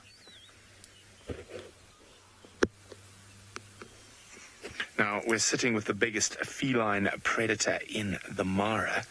Now, Taylor has got the fiercest, largest avian predator that we get in the Mara. Yes, we do, Brent. You got that right. It is a martial eagle. Now, we're at the spot where we left our leopard friend earlier this morning, but he does not seem to be around. I haven't done a proper check just yet because I got distracted, and you can see why I got distracted. It is beautiful. Down on the ground with prey clutched between its talons. Now, I'm not sure what it is just yet, though. We'll have a little look. We'll chat about it now. My name is Taylor, and on camera with me today is Sebastian, and well, better late than never. We're covered in dust at the moment. We did watch a huge crossing, but just unfortunately the gremlins kept attacking us. But I must say it was the biggest crossing I have seen, and they crossed from the reserve side into the triangle zebra and wildebeest. It was pretty spectacular, but there's another big herd slowly making their way down that end. So who knows, maybe tomorrow morning we're going to see another crossing, and maybe the gremlins will be less gremlin-like. But let's take a closer look. Let's try and figure out what on earth this martial eagle has got. Now, initially, I thought that it was part of the leopard kill, because we know that raptors will scavenge too. I've seen many different big raptors scavenging. Tawny eagles and battaliers seem to be the best at it. And you often find them around carcasses, and then I've also seen fish eagles and and yellow-billed kites as well do it every now and then. And then we've got this beautiful creature who is not scavenged, but I think caught a guinea fowl. Just because of those sort of greyish feathers you can see, and almost chicken-like skin, where the feathers, of course, going in underneath the skin, I suspect that it was a guinea fowl. It could be a spur fowl or a francolin. It could be any one of them. This is very cool. Now, Stevie, you've said that their talons look so scary. They are indeed, and they've got massive feet, a tawny eagle, and that's how they determine what size prey they can take, is actually by the size of their talons, and martial eagle have got particularly large ones. We know that martial eagles can take down small antelope species, so a bird is a very easy sort of prey for them. And I would have loved to have seen that. Look at all the blood around the sort of between, or around the cere and the eyes. Oh, lots and lots. That crop very full. What are you going to do? Where are you going to take that? You're going to take it up and hide it. Look how it's grabbed hold of it with one foot and carrying it. That's incredible. Now, P. Hart, you've said that you think it looks like some sort of bird. The kill, yes, that's exactly what it is. Yeah, I just confirmed that. Let me go around again. Let me try and reposition very slowly. How great is that? We've had an unbelievable day. I actually cannot believe my luck at all. I want to move around. I just want to give this bird a wide berth. We'll have one more look at it, and then I'm going to start scanning around for my leopard. But he's not in the tree anymore. Maybe he's just around the corner. That's also a possibility. Just standing up here. Just want to go a little bit further away. There we go. There's another little gap. Now, and that's a good spot to feast on something underneath all those trees. There's lots of other raptors around here. Lots of vultures. I thought that I also saw some tawny eagles and things. So, needs to just be careful because they will fight for the kill. Though the martial eagle is much larger. So I think that's really, really amazing to see. Beautiful eyes. And I don't think I've ever seen a martial eagle so close before, and just hiding it like that. That's really cool. Isn't that beautiful? Look at that. I hope you're all taking nice screenshots. Remember to hashtag Safari Live, add them to your bird collection. Maybe the martial eagle is a new bird for you. Who knows? And it would be great to know, to let us know what number that is, of course. Oh my word. This is hands down the best martial eagle sighting I've had. In the Sabi Sand in South Africa, we often see them catching water monitors, which is pretty spectacular too. I have seen martial eagles with bird kills every now and then, but more so with of course, the monitors, and they make for the most amazing silhouette. I've been very fortunate enough to have one up against a beautiful skyline and dangling it off a tree, which was amazing. Look how big their feet are. So basically the entire foot goes around whatever bird species that may be. And wow, I didn't realize how big their feet were at all. Now, we know that they're one of the largest eagles. And proud cat mama, you're wondering what is their wingspan? Well, it depends. It can be anywhere from about 2 to 2.4 meters. That's large. So over 6 foot. It's it's a big bird. It wouldn't be able to fit through your doorway with its wings open. It'd probably find itself in a little bit of a trouble and lose some feathers. I can't believe this. I wonder when it killed it. I don't think it killed it too long ago. I know it has plucked most of the feathers out. That's what they will do once they have taken down their prey successfully. They'll make sure they pull all the feathers out. See, I'm trying to see, what are those? The little spots.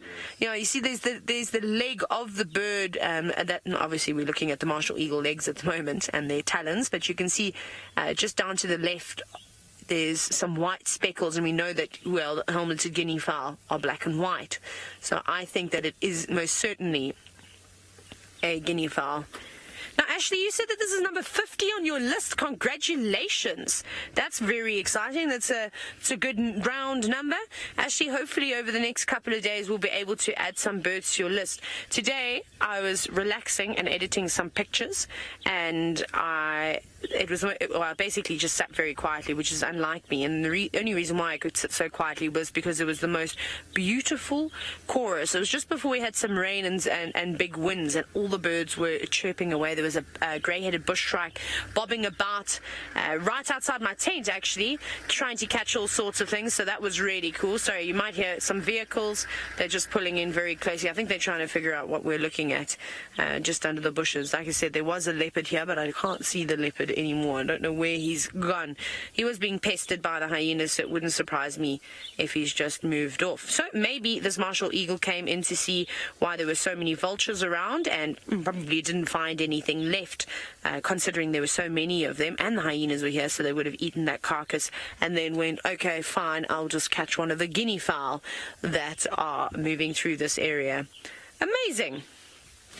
Well, what a great second sighting to the day, but it's not over yet. The show's just getting started. Scott has got himself a cheetah.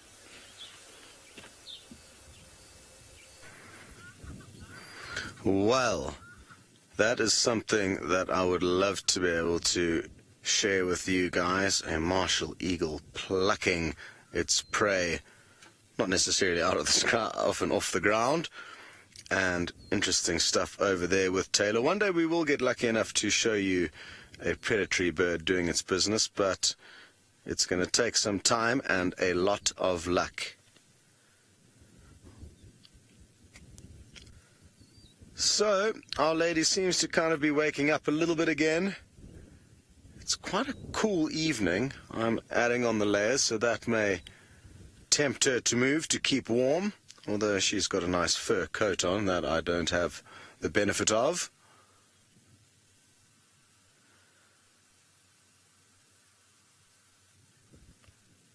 And I wonder how, if it is in fact Nora, a pregnant female, I wonder how much longer until she gives birth.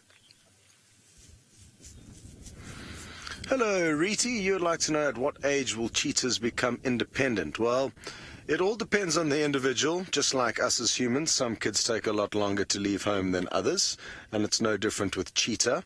I'm told Malika had, I think her last 2 cubs were with her until they were 23 months of age. Now, when you compare that to the 2 sisters that we've spent time with, the ones Brent was with this morning, they left their mother at around, I think, 13 months. So I think the youngest cheetah will leave and become independent, or at least semi-independent, will be at a year of age, but that's kind of very young. But more often between kind of 18 and 24 months would be the more usual age, or sorry, 12 and 18 months. Anything above that would be kind of staying a little bit longer. Ferg's just leaning out behind the back of the car to see what she was looking at. Anything there, Ferg? Nothing at first glance. Maybe she was just doing a precautionary stare before she puts her head down for a quick 30 winks. Cheetah do not sleep as kind of calmly as leopard and lion will. They're always popping their heads up and looking around, making sure that no other predators are sneaking up on them.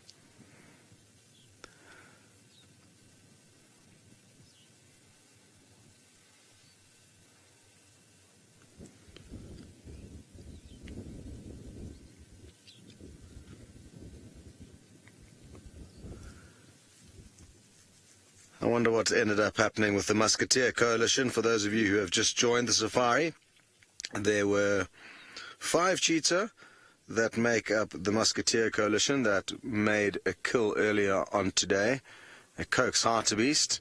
They're not too far from here, but I think it would make sense for us to stay with this girl now that we are here, because I'm not expecting a whole bunch to happen over there.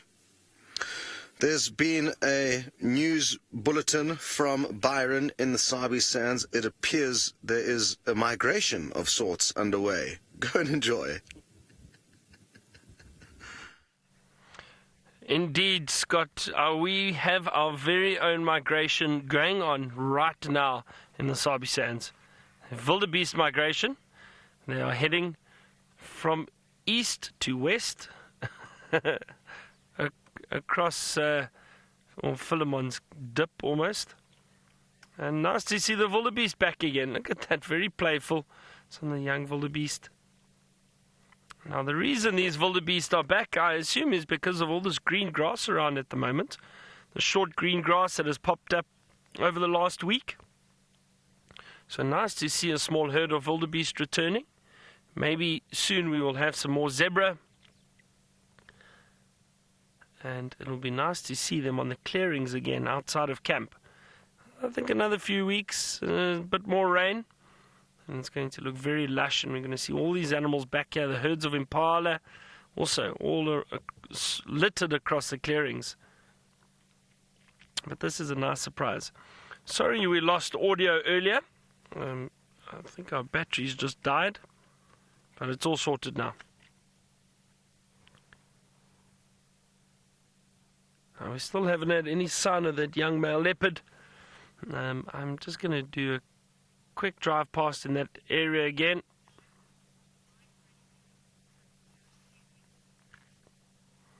Just check once more and then head to Chitra Dam, probably for the sunset. See what we can see. Deadhead Tom, you say this is nice. This is your type of traffic jam, and yeah. Not bad for a Wednesday afternoon traffic jam. Fortunately, the traffic jam with the wildebeest isn't too intense. They're very friendly. They don't get aggressive in traffic. No road rage from the wildebeest. Oh, look at them jumping across here just because they're trying to get through. Now, we've obviously these branches around here are just for erosion purposes. We're trying to rejuvenate this area. But it's interesting to see how they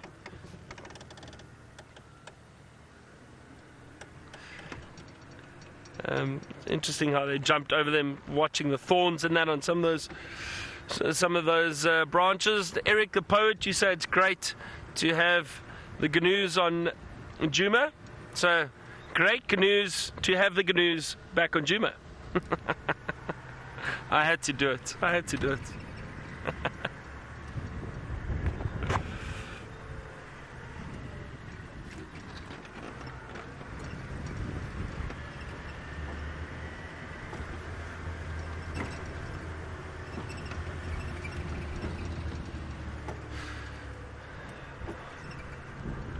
Well, it's actually turned out to be a beautiful afternoon, and I think we're going to have a wonderful sunset. I'm hoping we find some elephant this afternoon. Maybe near Chitra Dam. We'll have a look around there. Oh, I don't mind if we don't see a leopard. Might just shout at me just now. But we've had a lot of leopard sightings the last few days. It's always wonderful to see them, but it would be nice to spend some time with elephant perhaps. Maybe some other animals. Lions. It would be nice to see a male lion or pride of lions. Now, speaking of lions, Brent is in the Mara, and he's been driving around, and he's sitting with some lions at the moment. Now, I wonder if they're going to get active soon and possibly hunt tonight. Let's go find out. That big storm that we were running away from and caused such havoc on the other side of the river, it looks like it's doing a loop-de-loop and is coming back for us as the sky just keeps on getting darker and darker to the north of us. And it seems to be coming a little bit closer, but hopefully it stays away for a little bit longer. Now, the lions, however, seem nonplussed, whether it's to do with the storm or the fact that there's no food on this very plain at this very moment. And so they all look like they've had a really good feed and then just enjoying a bit of downtime.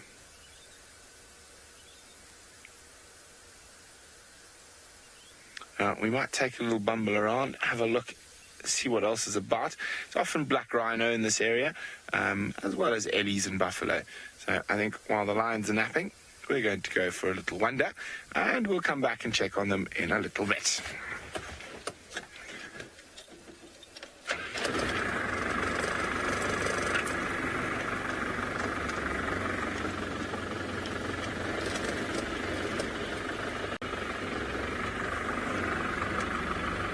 Okay. Oh, as we start moving, are the cubs going to get up? Nah, they're not. Riti, speaking of cubs, Riti wants to know, will they chew on grass to sharpen their teeth? I don't think that would do any help. They might try chew on grass and stuff, especially while they're teething, where they're losing their milk teeth and getting their adult teeth, but nothing to do with sharpening their teeth. They would not be chewing grass for that. Sometimes the big cats will eat grass and certain plants to help with stomach ailments. But I don't think anything to do with sharpening their teeth, really. Okay, so we're just going to sneak our way back to the road. Don't want to make too many off-road tracks.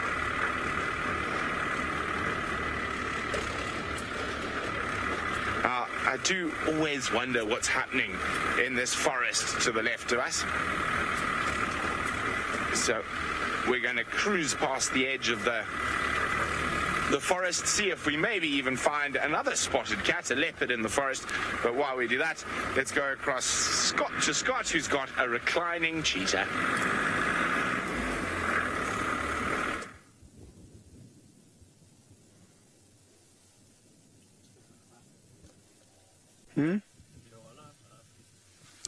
Hello everyone.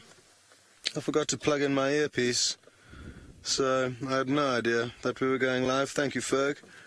I'm busy editing a video here, and as you can see, not much has changed over here. Still a sleepy lady. She was kind of about 1 kilometer away from here a little bit earlier this morning. That's when we started searching for her, so she's moved a little bit during the day, and who knows how much movement she got up to last night. We just simply have not spent enough time with her to know enough about why she may be so sleepy now.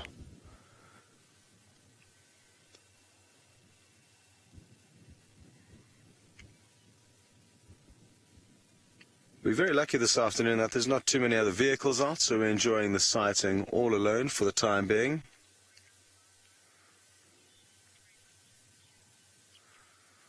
Hello, Kipsaf. You would like to know if the rains will bring out wildlife that is not ordinarily very active. And snakes and insects come to mind. Amphibians as well, of course, the old frogs. They enjoy the rain for obvious reasons, because it creates puddles for them to live in, and even the toads will also come out after the rains. So yeah, usually amphibians, reptiles and insects numbers will fluctuate during and after rains, but not a huge kind of change with most of the mammals. That stays fairly constant as a general rule. I'm looking forward to finding some snakes for you and seeing what snakes occur out here in the Mara. The only one I've seen so far is a black-spitting cobra. I know you do get pythons here, puff adders, 1 or 2 house snakes have been seen in and around camp. But in most wilderness areas that I've worked, sadly, snakes often slither off before you get to see them or before we get to see them. So you can consider yourself lucky as and when you do see a snake, wherever you may be on the planet. Very good. Well, we're going to continue to wait patiently here, and we're going to send you across to Taylor, who has got a very, very beautiful bird. We've got a bizarre scene at the moment. We've got crowned cranes and we've got a pair of Egyptian geese, and the four of them have been walking round and round in circles, staring at the ground. Look at that. I wonder if there's a snake there.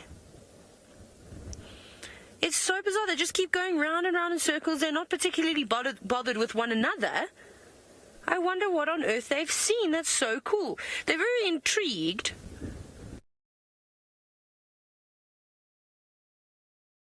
He needs just for being so wonderful over the past couple of days. See the Egyptian geese are back again. Initially, I thought that it was the crowned cranes perhaps starting to do their breeding display, because they keep opening up their wings and showing how beautiful they are, and then they would sort of be quite affectionate with one another. But you can see they're very nervous, and they all keep looking down at their feet. We might try and sneak a little bit closer and figure out what on earth they are looking at, but we've got some gremlins at the moment, so we just kind of have to stay here and watch. Has anybody seen this behavior before? I think that there's something there that they're unsure of. The fact that they're all ignoring one another and looking in the same spot, like there's something in that sort of marshy wetland with... Oh, there's a snake! Do you see? It's a python! Oh my goodness! The snake just struck the crown eagle. Well, not the crown... not the crown eagle, the crown crane. It struck at the crown crane. I think it's a python. It would make sense if it was an African rock python in the marshy area. That is incredible. I've just been saying how I'm dying to see a snake, and here we go. Look at that this afternoon. I cannot believe my luck. So I think the snake is a little bit further to the right, sort of between... Let's see if it's going to... The geese... Yeah, we just want to digest. These crowned cranes would want to eat a snake. I doubt it. I mean, they eat a variety of different things. They're predominantly eating in small... large, and I think they're just sort of curious about it, because if there were young chicks or if there were maybe eggs and things like that, that snake would be a potential threat. That was incredible. We'll have to do a slow-mo replay or something. Well, I can't wait to go back and see that, at least, of that snake trying to strike the crowned cranes. I mustn't say crowned eagle again, because that could get awfully embarrassing.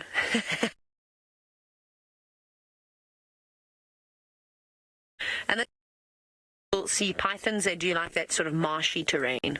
Very, very cool. Geese are sort of going back, saying that they're unhappy. Let's see if it's going to strike again. Where's the secretary bird when we need it? Hey? There's a bird. I think it... Python is also... Oh, there it goes again. Is it a python or is it a puff adder? See how the crane is opening up its wings, trying to make itself look bigger and scarier. They're moving off now. I think they're just going to circle it again. I've seen chickens do this with puff adders. I've had chickens growing up as a kid, and whenever there was a snake, they would always try and surround the snake, and they'd make one serious racket. Can we try and zoom into where that snake is? I just want to see if I can see if it is a python or if it's a puff adder. I obviously saw quite a broad sort of square head, which is quite typical of the pythons. Obviously a puff adder, being in the Viperidae family, has got more of an angular head. It's not a small specimen though. Wait. Yes, be careful. You don't want to get bitten. Oh, this is amazing. So I wonder if any of you were able to grab a screenshot of that snake striking, with the crane, of course, reacting. Let's see if we get another strike. I can't believe my luck today. Hey, Sebastian. This is the best, I think, the best 24 hours I've ever had in the bush, ever, in my life. I know I raved about the serval and hyena sighting, but this is just too good. They're not leaving it alone, but they're not pestering it either. It's not like they're trying to peck it. When we see smaller birds like starlings and southern bobos, for example, I've seen a southern bobo have an argument with a runkels before and it win. They try and peck its head and try and peck its eyes, peck its back of its head and kill it that way. But they don't look like they want to kill it at all. Oh, I wish I could speak Secretary Bird. I would be whistling and squawking and calling them all in to come and have a look at this. I'm going to move forward because I want to try and get a better view. Sorry, Seb, let's reposition. There are gremlins who might lose us.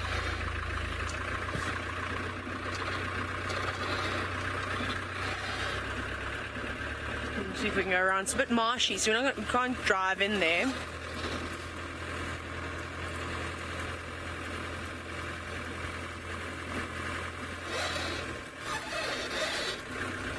Let's try here.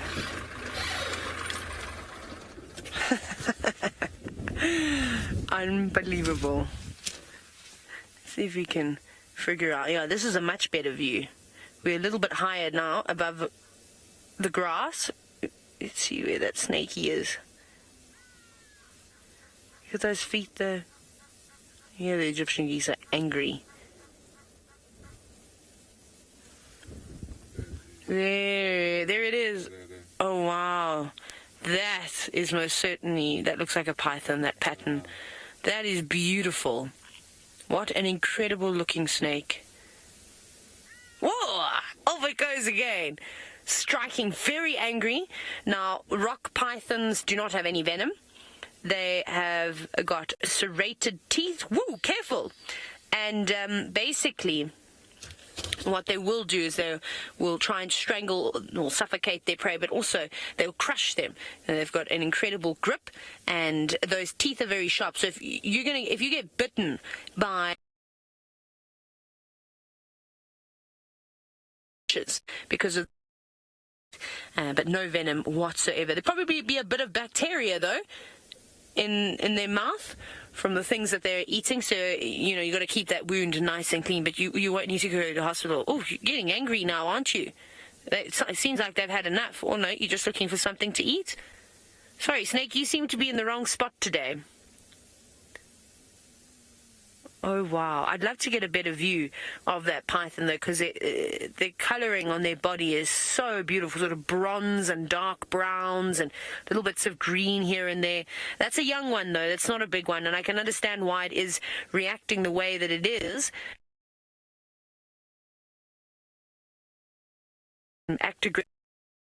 Where as if it was a massive python, a 4-meter-long python, it wouldn't really worry too much. You can see it's just coiling up, and another strike.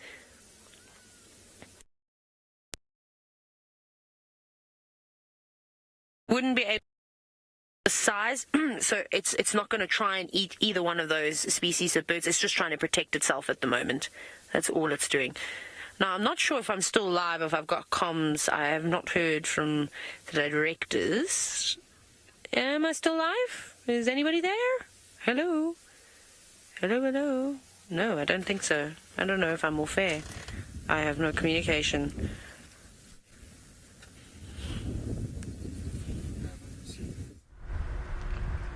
Okay, now, what an amazing sighting Taylor just had. I'm very jealous. We were speaking about snakes earlier.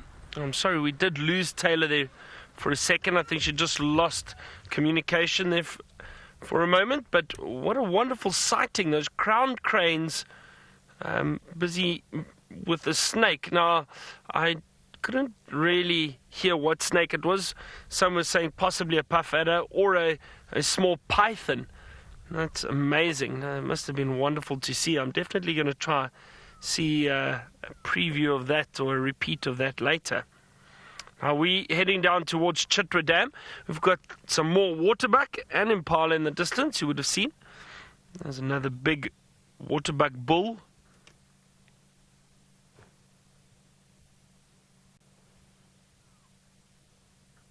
There's some impala being chased across the clearing in the bottom. There they go.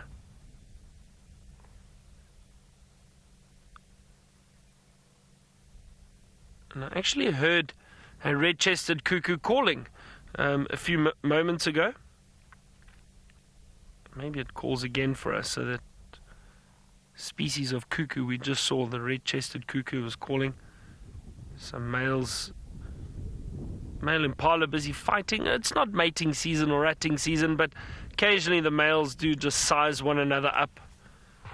It's often younger males. No need to fight just yet.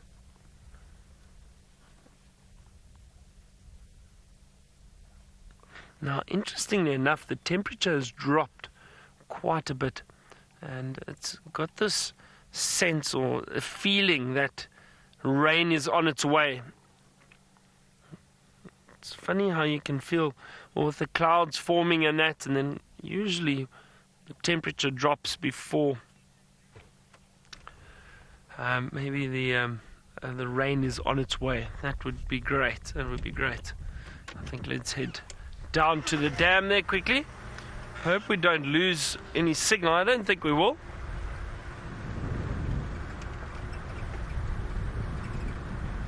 There's a group of waterbuck in front of us.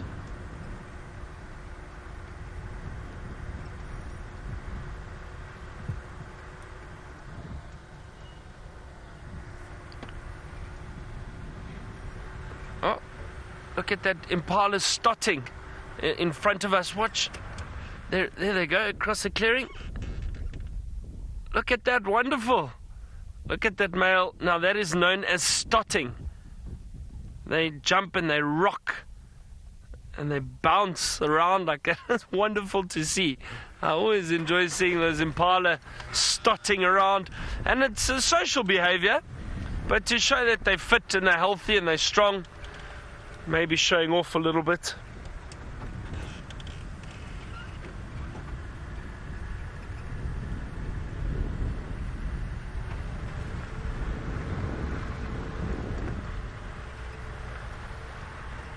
Okay, now I'm just going to go through a little dip here quickly, just up onto the dam wall.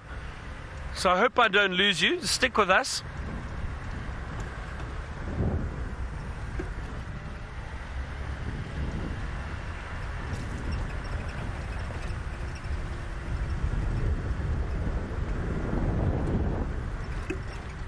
Just going a little bit lower. Sometimes we lose signal through here.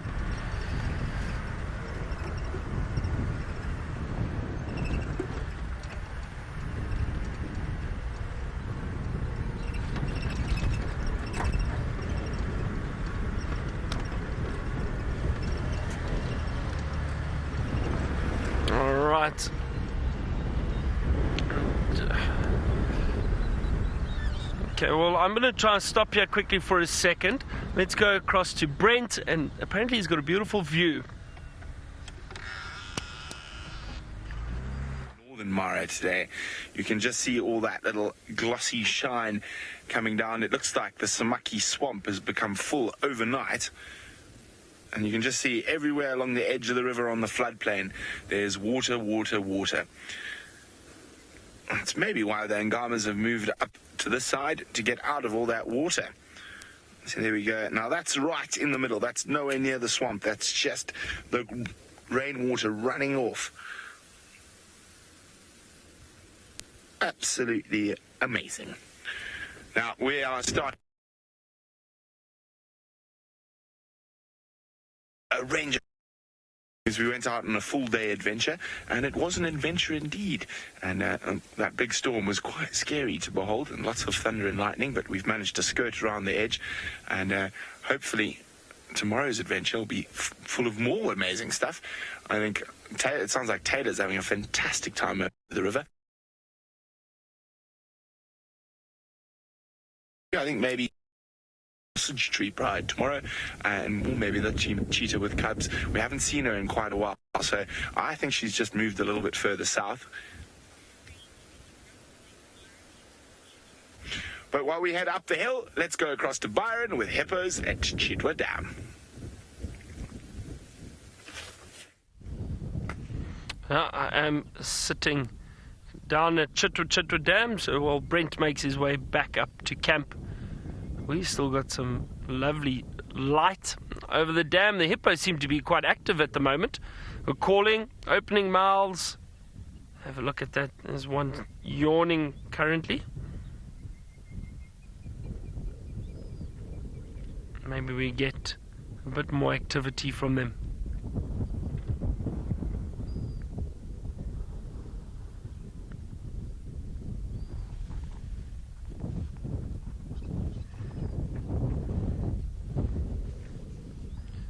That's a young one. Now, just have a look off to the left there quickly.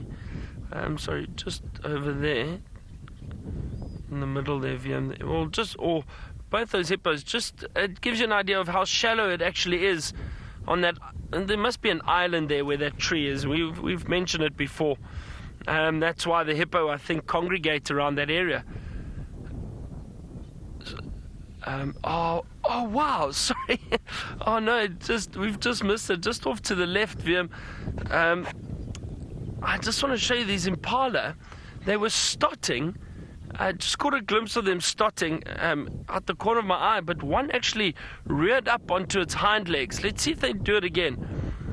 Maybe they run. They seem to be quite playful, these young male impala. That one on the right reared up onto his back. Look at that, he did it again. More stotting. Wonderful. I'm glad you got to see that. Look at that. They're chasing, playing. It's all playful behavior.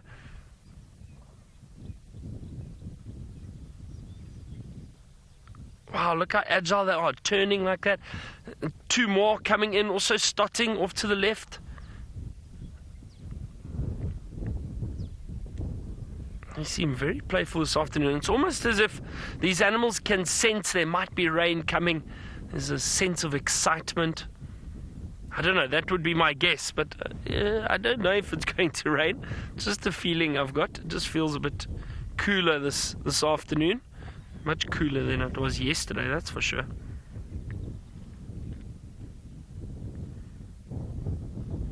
It was interesting behavior, something different from the impala. So as I was saying, sorry, just before I saw that the hippo, I think this little island over here where this tree is, it's a little bit more shallow there, and that's why the hippo tend to congregate around this area, so they can rest on that little sandy part of the dam bed, I suppose you could call it, on the bottom of the dam, and they can stick their heads above the water and still breathe.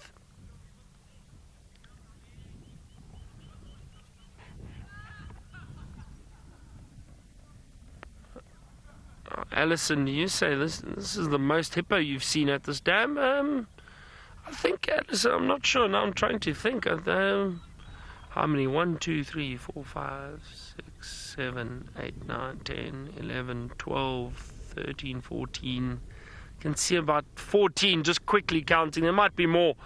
But I think this is generally the amount of hippo we see here. Oh, beautiful yawn. Maybe just all the heads out at the moment. Sometimes, Alison, they spread out. Sometimes a few of these hippo go right to the far end of the dam. Some of them congregate around here.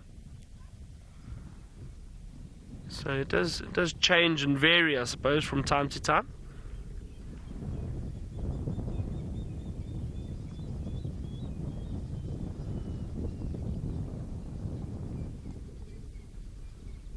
It's beautiful sitting here near the dam.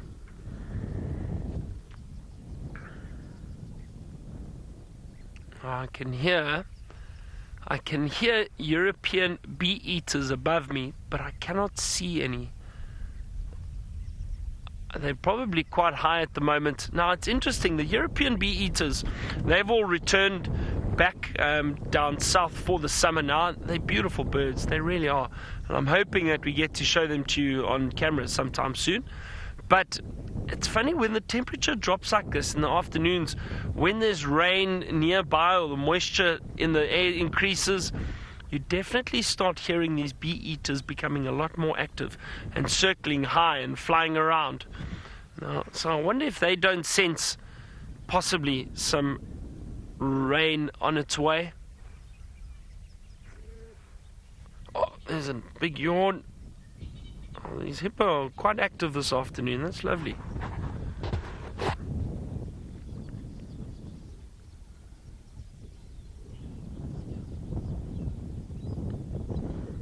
Sorry, Megan, I didn't hear what you asked is in the dam. What did Sandara ask is in the dam? Okay, now Sandara, you asked if there are any crustaceans in the dam. Now, I'm not sure. Sandara, I actually don't know. I have no clue, to tell you the truth. I'm not sure. I wonder if Tristan doesn't know. Perhaps we can ask him. I've never seen any little crustaceans in the dams. I have seen freshwater crabs and that in the rivers within this area. So I wouldn't be surprised if there's some little crabs around here, perhaps. But I haven't seen. So I don't know, Sandara. I'm not sure. I don't know about these dams.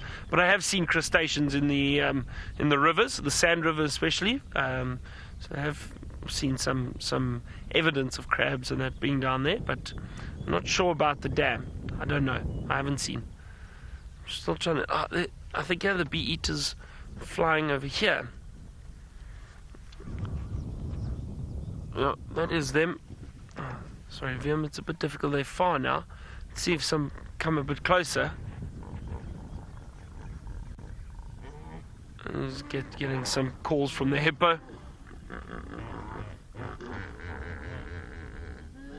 There's a little baby, young one.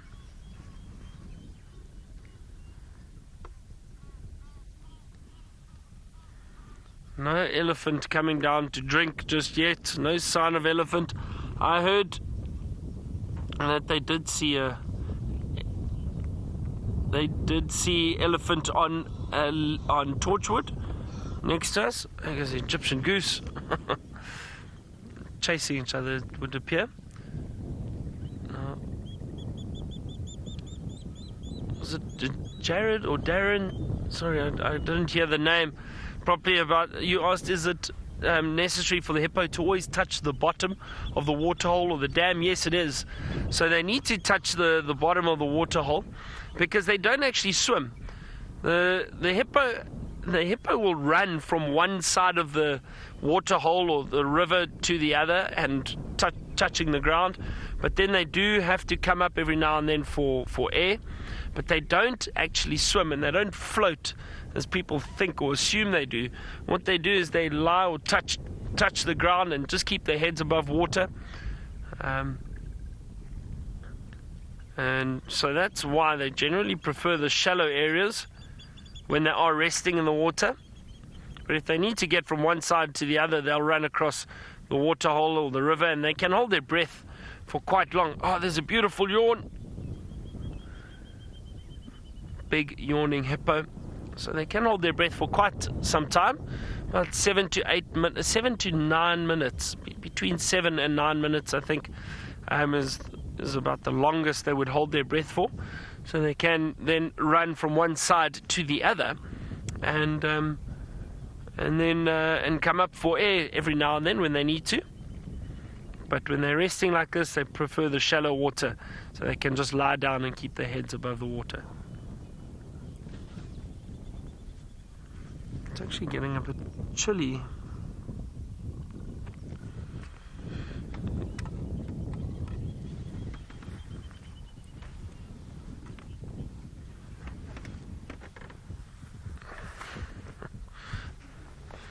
Oh, there you can see that hippo standing up now.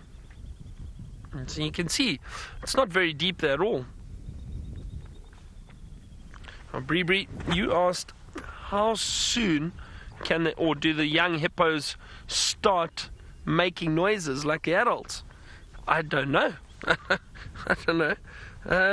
Look, they're not going to grunt and snort like those big adults do. I'm sure that takes a few years. But But I don't know at what age they really start making the noises.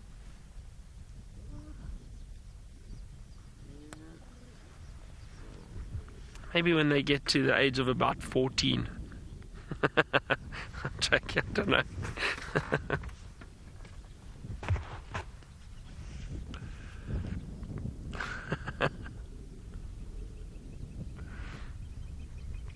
It's lovely sitting at the dam. I must be honest, I'm enjoying this now. Beautiful, beautiful light.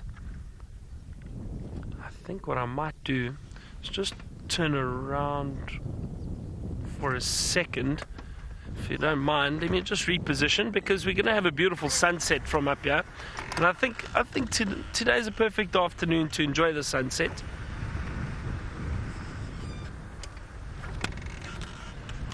So let me just turn around quickly.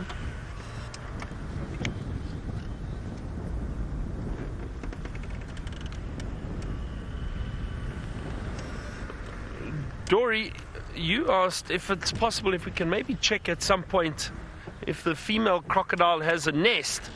Now, Dory, I wouldn't even know where to start checking around here, and I wouldn't necessarily like to walk around this dam with all these hippo around here. But if anywhere, I think if she did have a nest, is that okay for you? Is that alright? Because I think we'll have the silhouetted tree next to us when the sun does go down. But Dory, I don't know where to even start checking. I would assume maybe somewhere on that little island where the crocodiles do usually sun themselves up there, if she's buried them, or she'll keep it more hidden.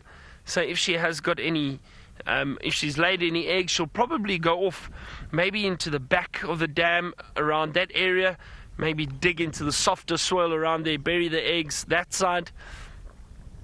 So I don't know, Dory. I mean, I've never found a crocodile nest. I've never seen a crocodile nest with eggs, or eggs anyway. There come the waterbuck coming down to drink. Now in the Mara, it's a bit easier to have a look for that, because obviously there's an abundance of crocodiles there, and you see the crocodiles moving around a lot more, and the females have to go and find nesting sites. And also with those, I think those river cams, it's a bit easier to monitor those crocodiles' movements.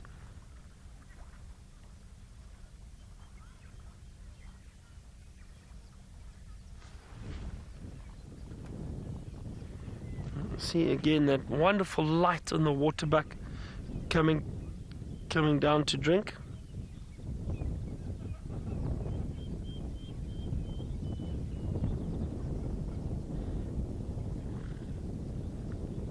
Very beautiful light at the moment. Some impala also making their way through slowly. Just off to the left, there they come.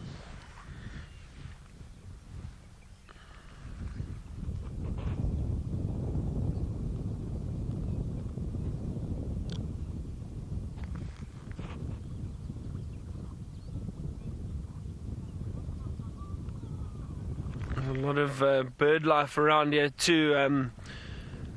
Just seen there are, well, obviously Egyptian geese, there's some lapwings, there are guinea fowl, just scanning around the dam, all the way on the other side of the dam too.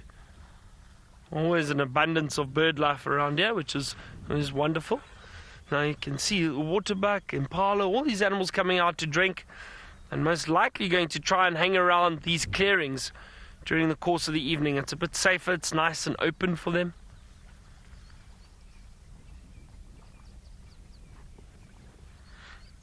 Oh, that hippo, there's another yawning hippo. Wow, he's really getting his head out of the water.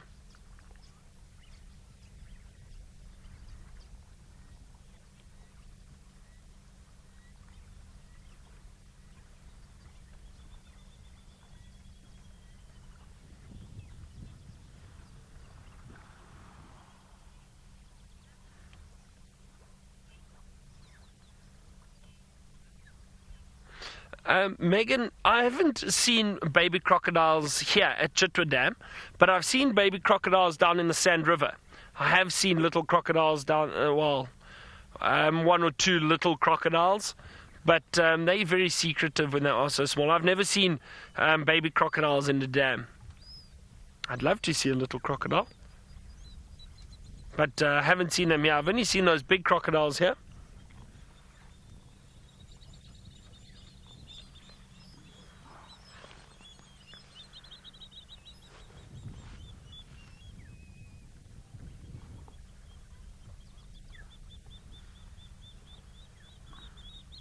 Some of the water thickneys are now getting active, flying around. You can hear them. There's a few of them. That's one. Well done, Viam. That's the water thickneys calling, whistling. They're making quite a noise now. And I wonder, is that light still a bit too bright? There's golden light in the sky. Look at that beautiful silhouette at sunset. Clouds in the sky.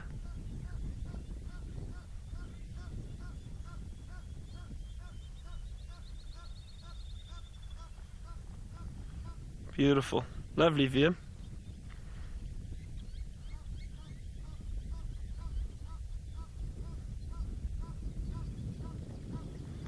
Very nice, very pretty. Isn't that nice?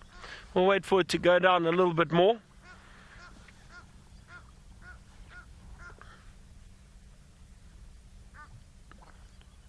See all those antelope heading down towards the water's edge.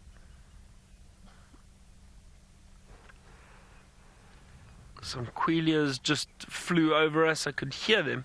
It's amazing the sound those red-billed quailias make when they fly overhead. They're usually in big flocks. Look at those waterbuck chasing each other, male chasing a female. Wow.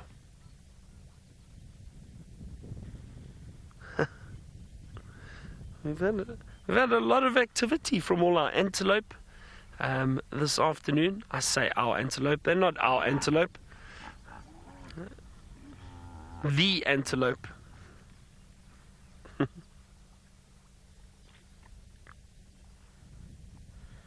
Okay, well, it sounds like Scott is still sitting with that female cheetah. So let's go across to him now and find out if she's going to get up and move or if she's going to rest in that area for the evening. Welcome back, everyone. Still no changes here as the darkness begins to set in. It's going to be a cold evening, it appears, but thankfully we are dry for now.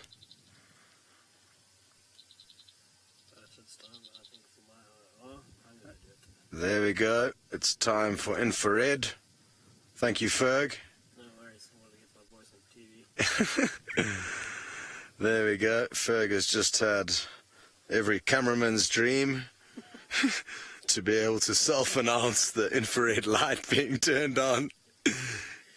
Usually that is our, the benefit of us being the drivers of the vehicle is that we get to announce the IR light being activated, but Ferg has now got his turn. There we go, Ferg. You nailed that.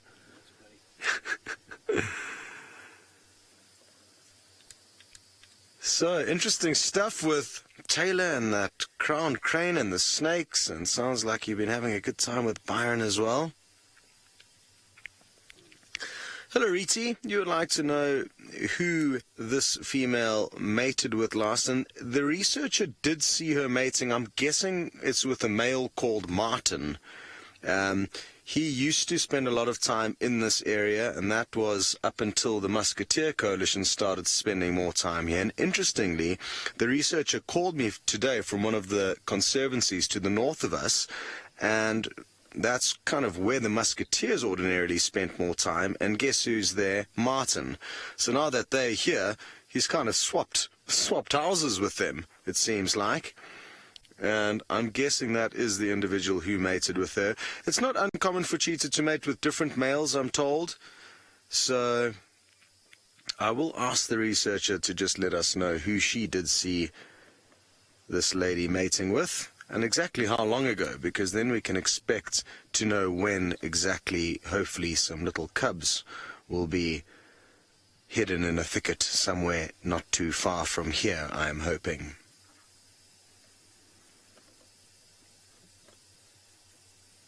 Now, I'm not too sure what our plans are in the morning, but it's going to be useful to know that she is here, because if she stays like this, we've got a good chance, or at least a better chance of finding her in the morning. So that is some good news, just thinking ahead, even though she's very sleepy now. She may get up at any moment this evening, or she may just spend the whole night here till tomorrow morning until we get back. That would be quite nice. Anyway, we are going to send you back across to Byron, who is, I think, possibly approaching Chitwa Dam, or at least somewhere in and around Chitwa. We are still sitting here, Scott, and we are now enjoying this beautiful sunset and the wonderful silhouettes in front of it.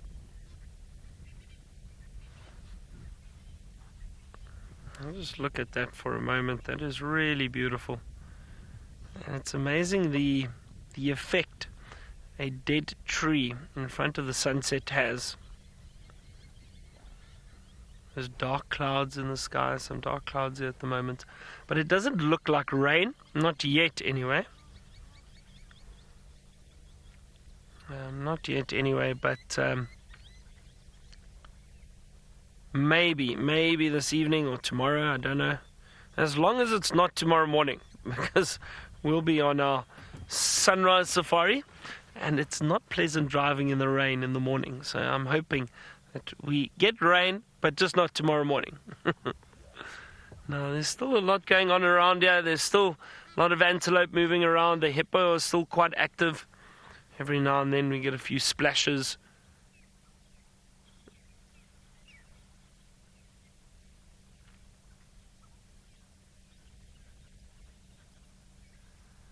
Scott, you asked what is the main predator of a hippo, if any?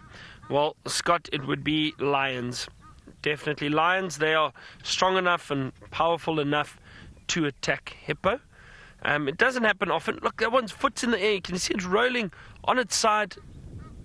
There's a yawn. There's so much activity here at the moment. Hippos do roll around like that, often to scratch their backs on the bottom of the water holes, maybe up against that tree that's in the water. Rub a bit of mud on their back to protect themselves. There's another yawn. So Scott, as I was saying, it doesn't happen that often, but lions, if they're able to corner a hippo out of the water, especially a younger hippo, it would be easier prey for them. But lions, I know, have been able to hunt hippos. Here comes another yawn. It's wonderful to see the hippo displaying like this. Those big sharp teeth. Now, those are the teeth that can cause serious harm to a person if you get in the way of a hippo. Now, those teeth are purely for protection, not for feeding. They just eat grass and they browse grass shoots, especially now with all this green grass. I'll be trying to get some of that.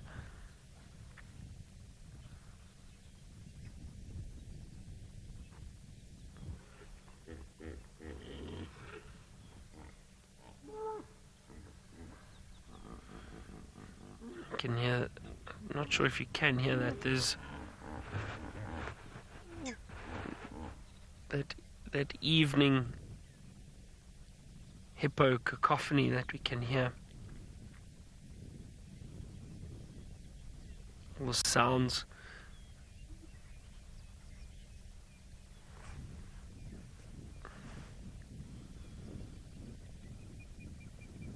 Very peaceful.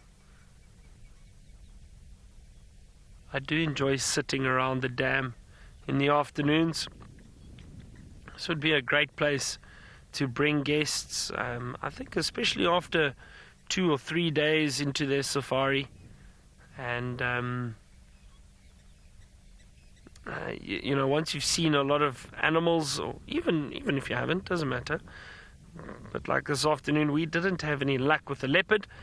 So to come and sit down at a waterhole like this or a big dam and appreciate the sounds and the animals coming down, the hippo in the water, you can just enjoy being out in the bush.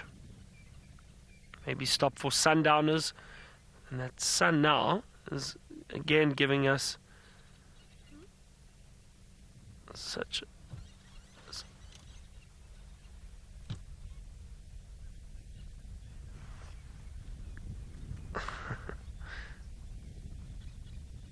beautiful, beautiful golden light. Lovely, isn't that wonderful? Now, Stacey, you asked, how can we tell the difference between male and female hippo in the water? Now, it is tricky, Stacey. It is a bit tricky. Now, usually, for one, the size of the head. So the size of the head of the male would be much bigger. You can often see the indentations where the teeth, those big bottom teeth, fit into the top jaw. You can see those little bumps quite clearly. And then also the eyes.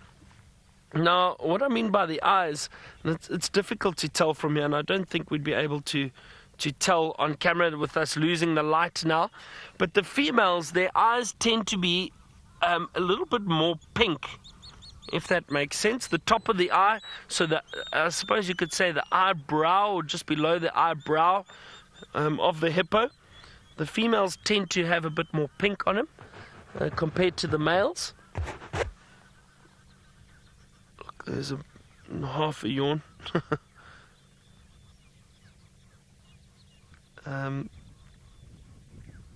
But that is, Stacey, that I think is it's a bit difficult to tell that, and you do have to look quite carefully at times, especially with younger males.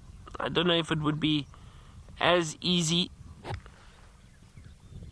if you can't judge size and you can't see those eyes properly, but they tend to be like a flicking of dung over there by the hippo. Now that's usually a territorial display.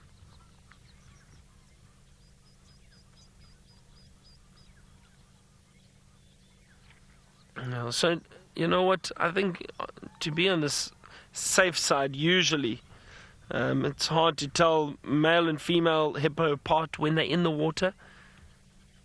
There's some wonderful yawning going on. Look at all those oxpeckers taking off there.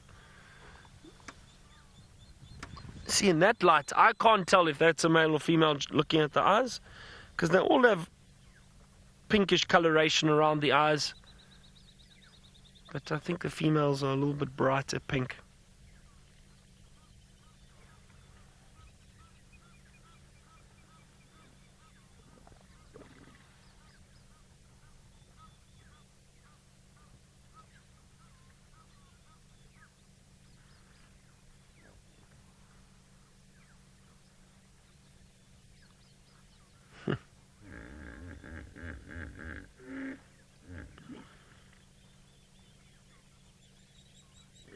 That's interesting, just rubbing its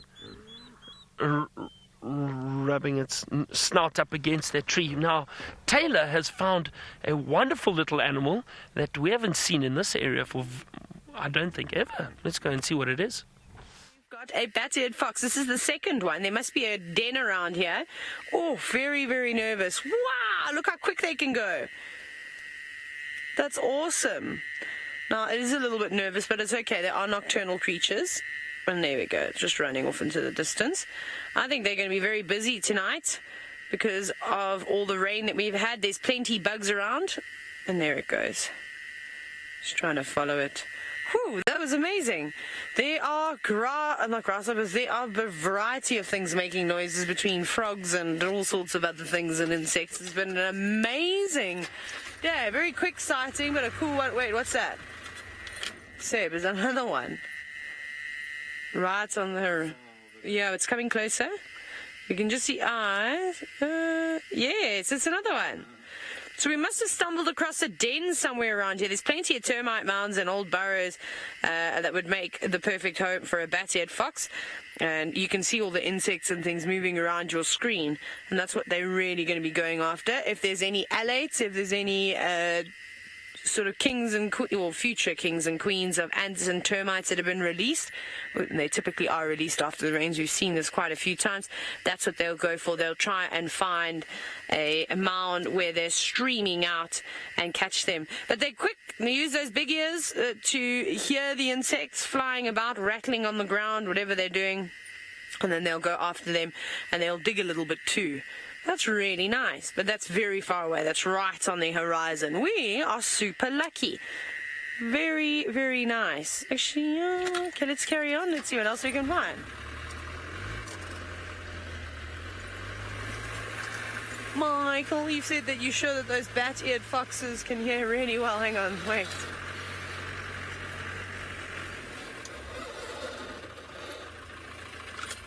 There they are.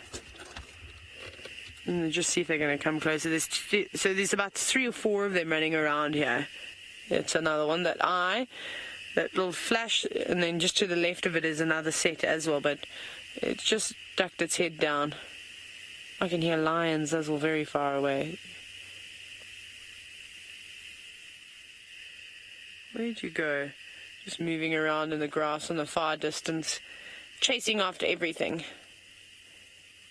Oh, that's awesome. That's really nice to know, though, that we can come and find bat-eared foxes around here. We have been so spoiled. I really cannot get over it. These days in the bush like this are really far and few between, so you got to count yourself lucky when you can and take it all. Oh, nice. Right, let's see what else we can find, though. What we are going to do... actually, you know what? Before I even tell you what I'm going to do, I want to do a quick recap. So I tried to have a look and find out which male leopard we saw today, but unfortunately, no, those are Thompson's gazelle. We don't want to put the lights on them. I'll see if I can get close to that bat-eared fox. I can see another one. So unfortunately, we haven't had any Wi-Fi, and the signal's horrific down where we're staying, just along the Sand River. So I wasn't able to open up any pictures to be able to try and ID this leopard. So I'll try when I get back to camp tomorrow, to home base camp. It should be quite exciting. And then we also found the proud lions we had yesterday afternoon, this morning. Guess where they were? Back at the quarry, resting. So we're on our way there now. See what they get up to. Where those eyes? Those eyes are up there. So there's some Thompson's gazelle. This is amazing. Catch all the insects, eat the bugs that fly into my eyes and my mouth. Because I don't want to eat them. Grass is short here. Maybe we'll get a nice view. Let me just see. Where are you hiding? Did you go into a burrow? So I'm concentrating. Hence why I'm not turning around to look at you a moment. Oh, there. There.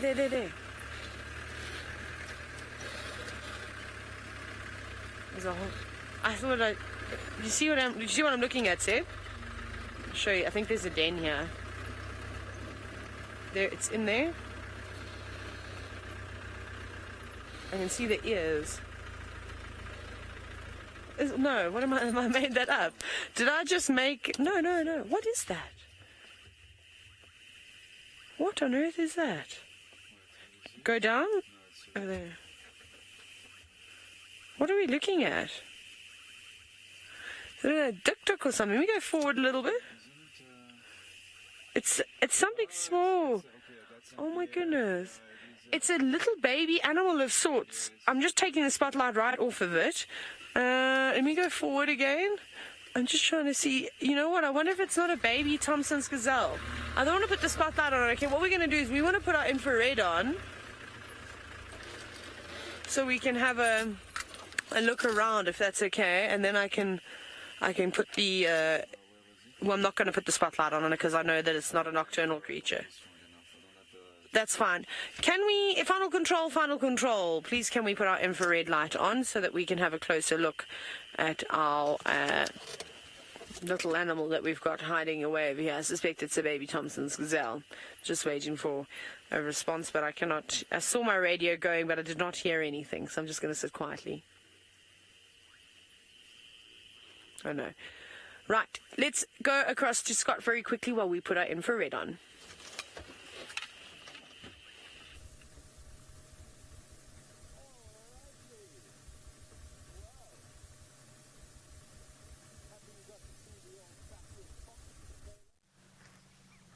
it looks like we've just lost Scott over there, some of the sound. But don't worry, we're still sitting at the dam. I'm going to be leaving soon. I just wanted to try a different angle and see what else we've got around here. But our little lapwing that we saw the other day is still there. Have a look. It's still sitting on the nest, our blacksmith lapwing.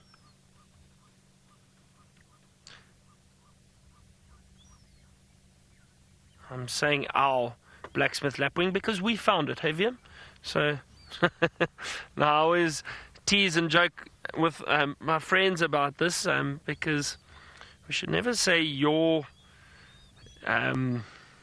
Often people use this term when they're speaking about animals. They'll say your impala would do this or your impala would do that. They're not yours. And I suppose the same should be said about our. They're not our animals. They are wild animals. They do not belong to us. And I'm quite strict about that. But sometimes I catch myself out from time to time and I say, oh, we've just got to our pod of hippo. And that's incorrect. So I do apologize. Need to be more strict with myself. And I'm so glad that we've got a great signal here and we're able to have a look at the various animals in this area. Now I know there were some questions regarding the stotting of the impala that we saw earlier, and some of you were wondering, is it not pronking? Now the pronking is what the springbok do. Now I don't know exactly why they have been given different terminology, but stotting is the term that is used for that behavior in impala, where they jump and they rock back, or the rear end rocks back up and the front end drops. The pronking is where the legs of the springbok are held straight out and very, very stiff, and they bounce. They bounce on all four like this. It's wonderful to see, and I think that's also where they get the name springbok, is because of that springing posturing that they do, the pronking. So it is similar behavior, but it has been given two different terms. Now I don't know exactly why it's given two different terms, but the impala, it is known as stotting, and the impala, it's known as pronking. Now I don't know if it's got to do with the movement or what the reason is, or if they just did it to confuse us. I'm not sure. But there are different terms. So those of you who have heard pronking before, you are right. Pronking is a correct term, but that is for the springbok and not for the impala. All right, well, let's go across now to Scott, who's still sitting with that cheetah, and let's see what it's up to. Apologies, my mic pack died earlier. That's why you couldn't hear me. I guess it's because we've been out since quite early and we turned on my mic pack a little bit earlier than normal. As you can see, we have left that female cheetah. We've decided to see what else we can find on our way back to Olo Shaiki, the camp we stayed when we were on this side of the river, or at least on this section of the reserve. And there are quite a few lions across on this side of the river. It's just while we're here, we tend to focus on cheetah. So we could bump into some lions on the way home. Or maybe some more bat-eared fox. I'm glad you got to see some of those with Taylor. They are such cool little animals, and we don't get to see them very often. It's not huge amounts of them here.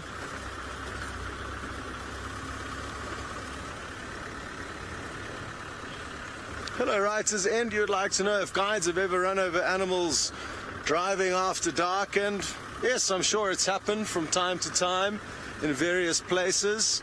I personally don't know of anyone that's done that. But you know, animals, small animals like a nightjar that sits on the roads often at night to hunt, they sadly get walloped quite a lot by people who don't know what to look out for. And small animals like chameleons when they're crossing the road. Having said that, we nearly crashed into a warthog last night on our way home. It just appeared out of nowhere, but thankfully we missed it. But generally, yeah, the animals tend to be able to avoid us. Considering they can avoid animals like cheetah and lion, avoiding a big car is usually okay, provided they don't get blinded by the headlights, or sometimes animals slip on tarmac roads when they try and run away. once they realize that they're in trouble. But it's something that happens very, very infrequently, as far as I'm aware.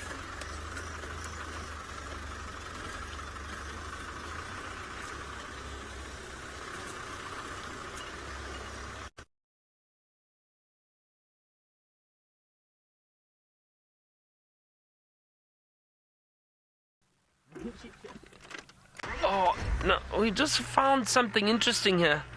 Now, have a look at this. I think it's, in fact, well, a side-striped jackal. Now, there it is. Let's see if we can see it. Just running through there. But, this is quite sad.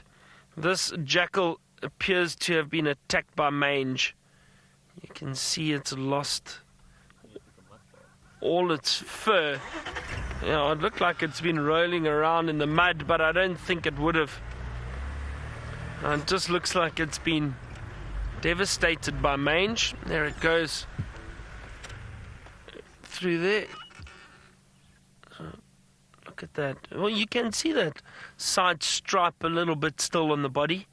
But yeah, look, shame. This little jackal really has... There's actually no tail left. You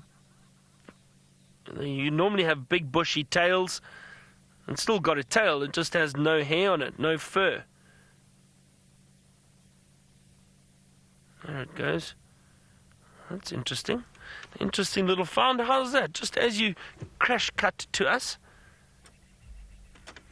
Side striped jackal. But that is a bit sad that it's contracted mange. Now, I don't know how or why. We haven't had a bad drought. So I'm not sure where that jackal picked it up from.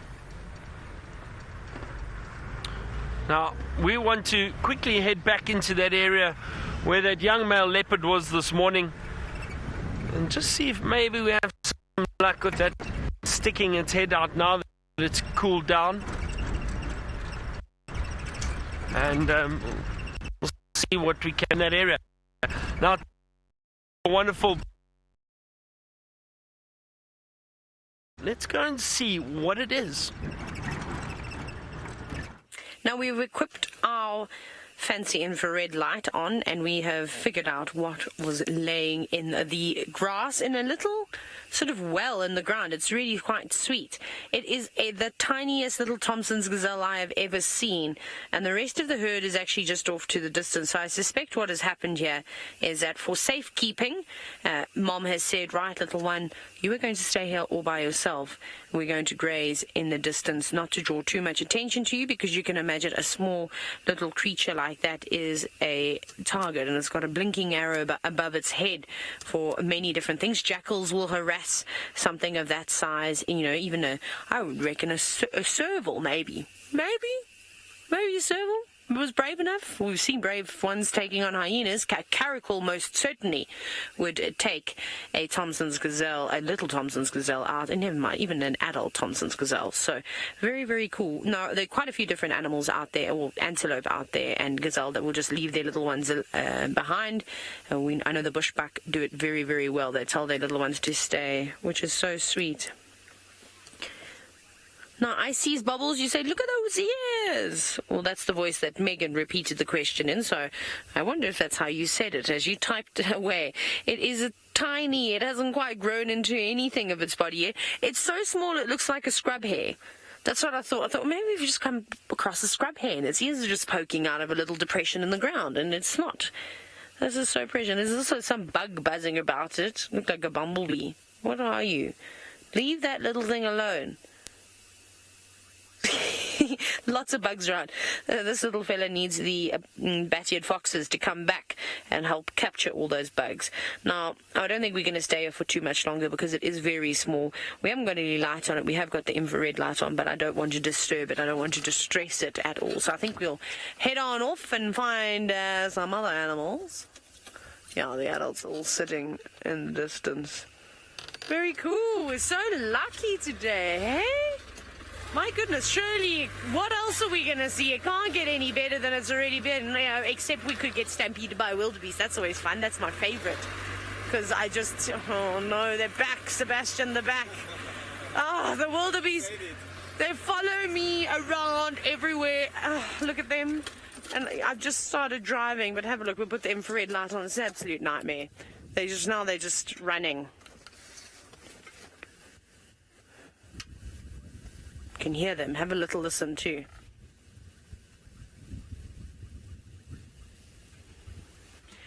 Go away, wildebeest. Please leave me alone. You've already made me hurt my hand once today. I don't want to have to re-hurt it. Up. Now they're all canoeing.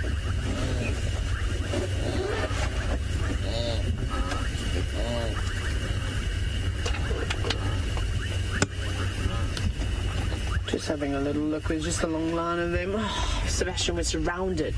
Absolutely surrounded.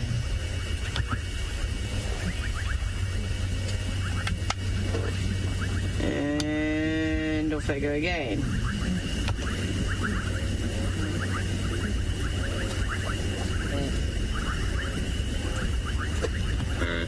Maybe I should start talking back to them.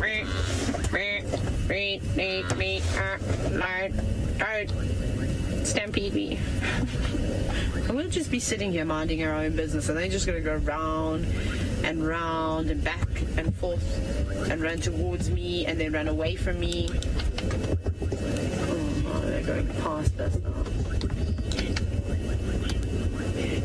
Yeah, they've changed direction again. Proud cat mama, you've said that loads and loads of glowing eyes. There are, and it really stresses me out, this.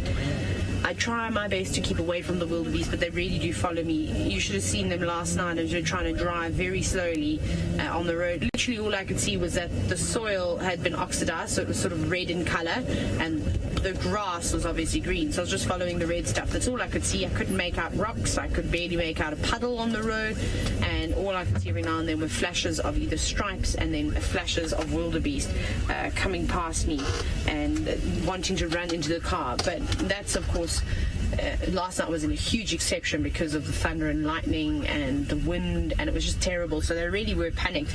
They'll be a little bit more relaxed tonight. Sharon, thank you for the wise words. You've said that Sebastian and I must be careful. You don't want to get caught in the middle. That's exactly what we don't want, and that's why we'll give them right away and let them run around. But you see, you just get one that gets a fright and then runs off, and that sheep mentality kicks in, and then they all start running in the same direction. And don't you come near me. No, Sebastian, look at them. It's like they're doing it on purpose.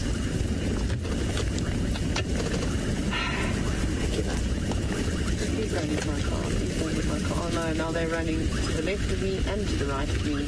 This is so wonderful.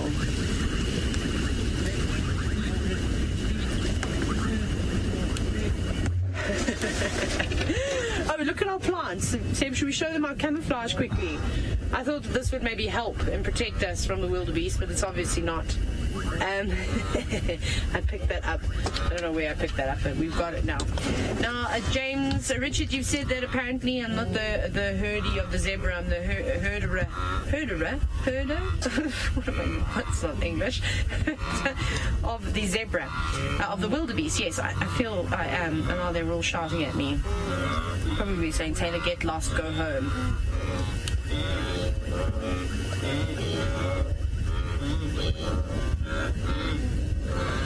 Right, shall we make a run for it, Sebastian? I'm making a run. I've got a gap. I'm taking the gap. Are you ready, Seb? We're off. I'm going quickly. Go, car. Go, Mila. Go. Keep away, wildebeest. I'm racing. I don't even know where the road is anymore, but I'm going this way. Oh no, now the wildebeest are going, no, we're going to be scared. Okay, I'm going to try and not get stampeded by wildebeest and try and find my way out of the ring of them that surround me now. Let me have a gap. Let's go across to Byron, who's also got his spotlight out. I do indeed, Taylor. Now I'm busy having a look around in this area for any signs of that young male leopard who was around here today, but I think he moved off down into drainage line in that direction, so I'm not sure. Really don't know where he has gone.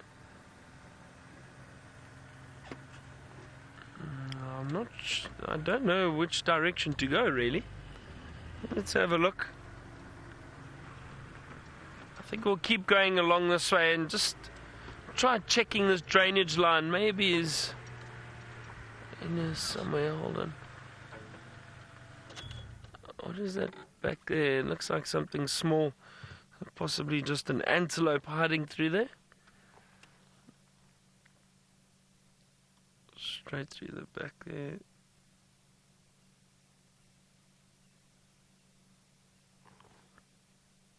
Can you see it there, Vim? I can just see there's like little shining eyes. I think it's a duiker through there. Very small eyes, very close together. I think it's a little duiker. Can hardly make it out, to be honest, just through there. I think, yeah, there, the tail, it's a duiker. It's a little duiker. I just saw the tail move there now. Hiding in the thicket, quite far through there. As I said, eyes, smallish eyes closer together. You can tell it's possibly a small antelope.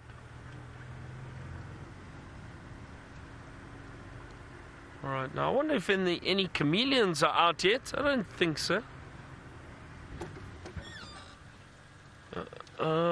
Two little scrub hares. Palin, you say extra points if I find bush babies tonight. It's not always easy. We'll try. I haven't seen bush babies for quite a while. But who knows? Who knows? Maybe we see some. Always nice seeing these little scrub hares.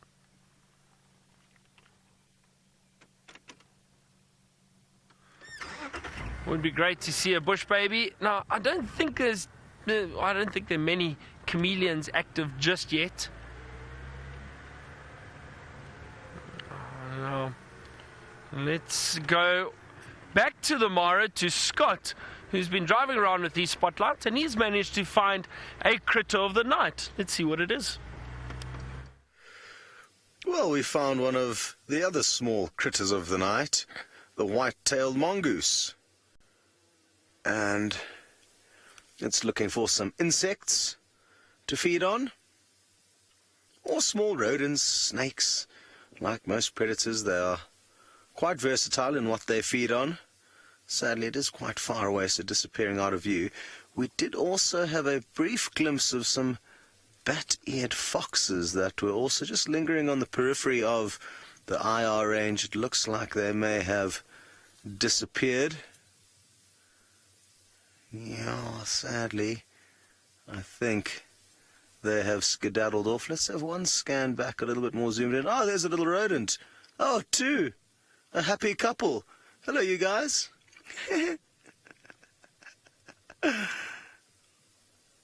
How cute is that? We've actually seen these little rodents out quite a lot at night when following the various big cats. And I wonder where they're off to. The one on the front's definitely far bigger than the one at the back. So I wonder if that's a youngster getting taught the ropes. Quite possibly. Wonderful. Sadly, they're disappearing behind our view now, so that's the last we'll see of them. A few more little nocturnal critters. Let's have one more look and keep panning and see if we can't find those bat-eared foxes. Ah! Well done. Oh, it's going to be very difficult to make them out. But you can see a little eye glowing and short legs. Dark tail. You may have heard a bug just land on the car next to me. There's one crawling down my shirt. Lots of bugs this evening. Good. Well, three interesting little nocturnal critters. Oh, there's another rodent.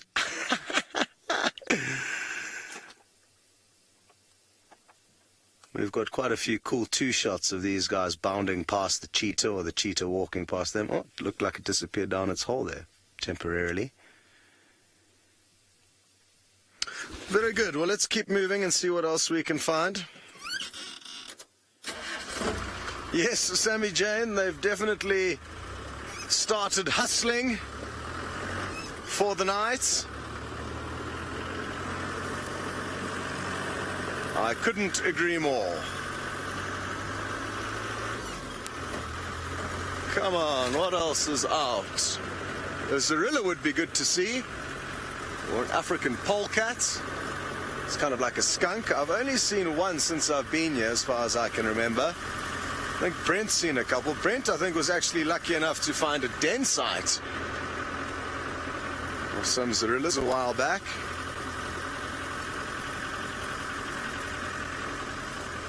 It really is exciting being out after dark. You can't see nearly as far as we can during the day, of course. So just about around any corner you can be pleasantly surprised. And another place where it's even harder to find animals, even during the day or after dark, is Djuma, because it's far more thick. So why don't you go give Byron a hand searching for anything interesting? Oh, Scott, it can sometimes be quite tricky trying to find animals at night around here. But you never know. I haven't seen a... Sorry, I thought I saw something. No. I thought I saw something move in that hole there. Don't think so. We haven't seen a genets for a while. Not sure where our little genets are. But it can be tricky to find nocturnal animals. But also at the moment, the light is starting to change. So it's getting darker a bit later, obviously, as we move into our summer. So some of those nocturnal animals only start coming out a little bit later. We're not hearing or seeing as many owls as we did a few weeks ago, or a month or so ago. We were seeing plenty of owls. Almost every drive we would see an owl. A little pearl-spotted owl, or a scops owl, or a barred owl. You hear them, but you don't see them as often. Now, an owl that I heard the other night, probably the last, what was it? I think I heard it 3 or 4 nights in a row, was a barn owl. Now, it's got an eerie sound, but unfortunately, I haven't seen it. Well, not here anyway. But it was calling the other night. Let me see if I can play you that call quickly. While I stop, I will also listen out for any birds, nocturnal birds. Let me just play the barn owl for you. A very eerie sound. Listen to this. Okay, wait. Hold on. Let me turn the volume back up. There we go, listen. Hey, that's quite interesting. Very scary sound.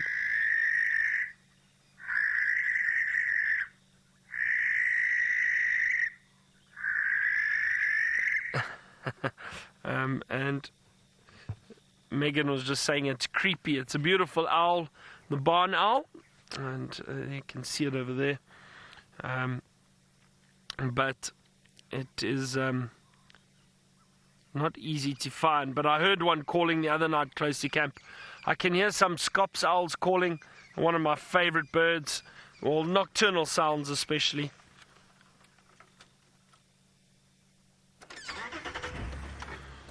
Let's see, maybe we can find one quickly.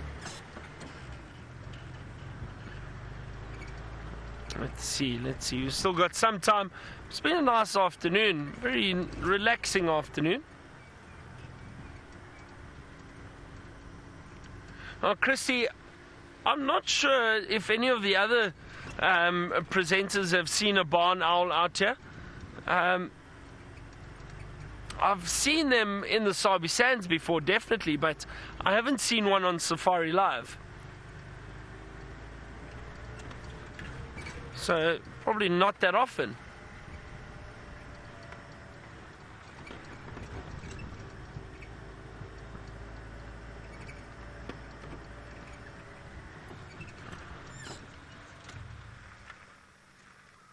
Oh, there's a Scops owl calling off to my right in there.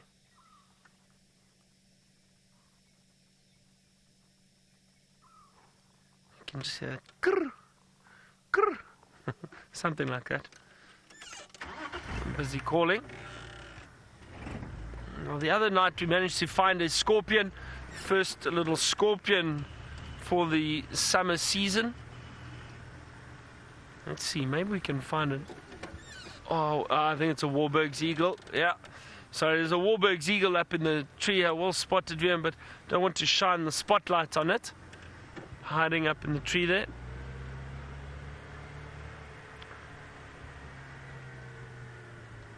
Would be great to spot a little chameleon.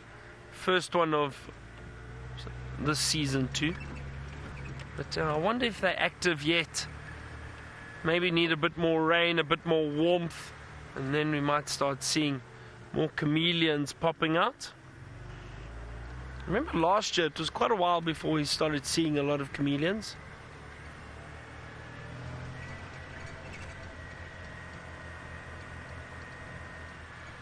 Ah, there's a wonderful smell of potato bush in the air at the moment. Just as we drove through that little pocket of air, could smell it very, very clearly. And it does, it smells like a baked potato. Nice fresh baked potato.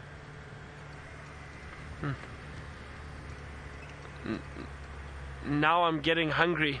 Now somebody else who enjoys a baked potato is Scott. Let's see how his evening's going in the Mara with his spotlight. He's already had some luck. Let's see if he has some more. Well, I'm also hungry, Byron. Makes two of us. Ferg? Yeah, Ferg's also hungry, so that makes three of us, but probably not as hungry as Byron. He's got quite an appetite on him. Only kidding.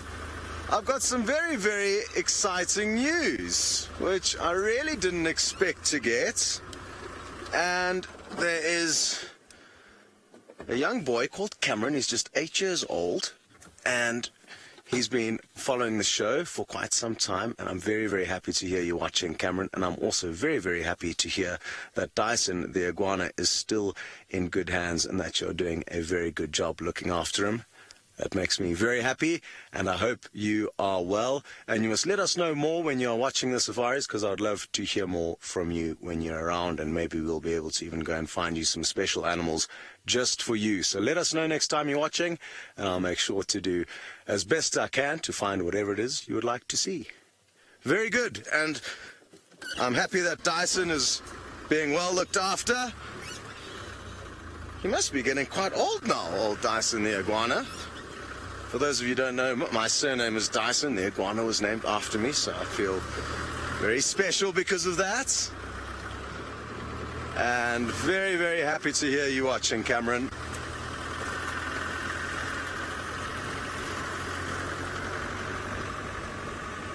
Okay.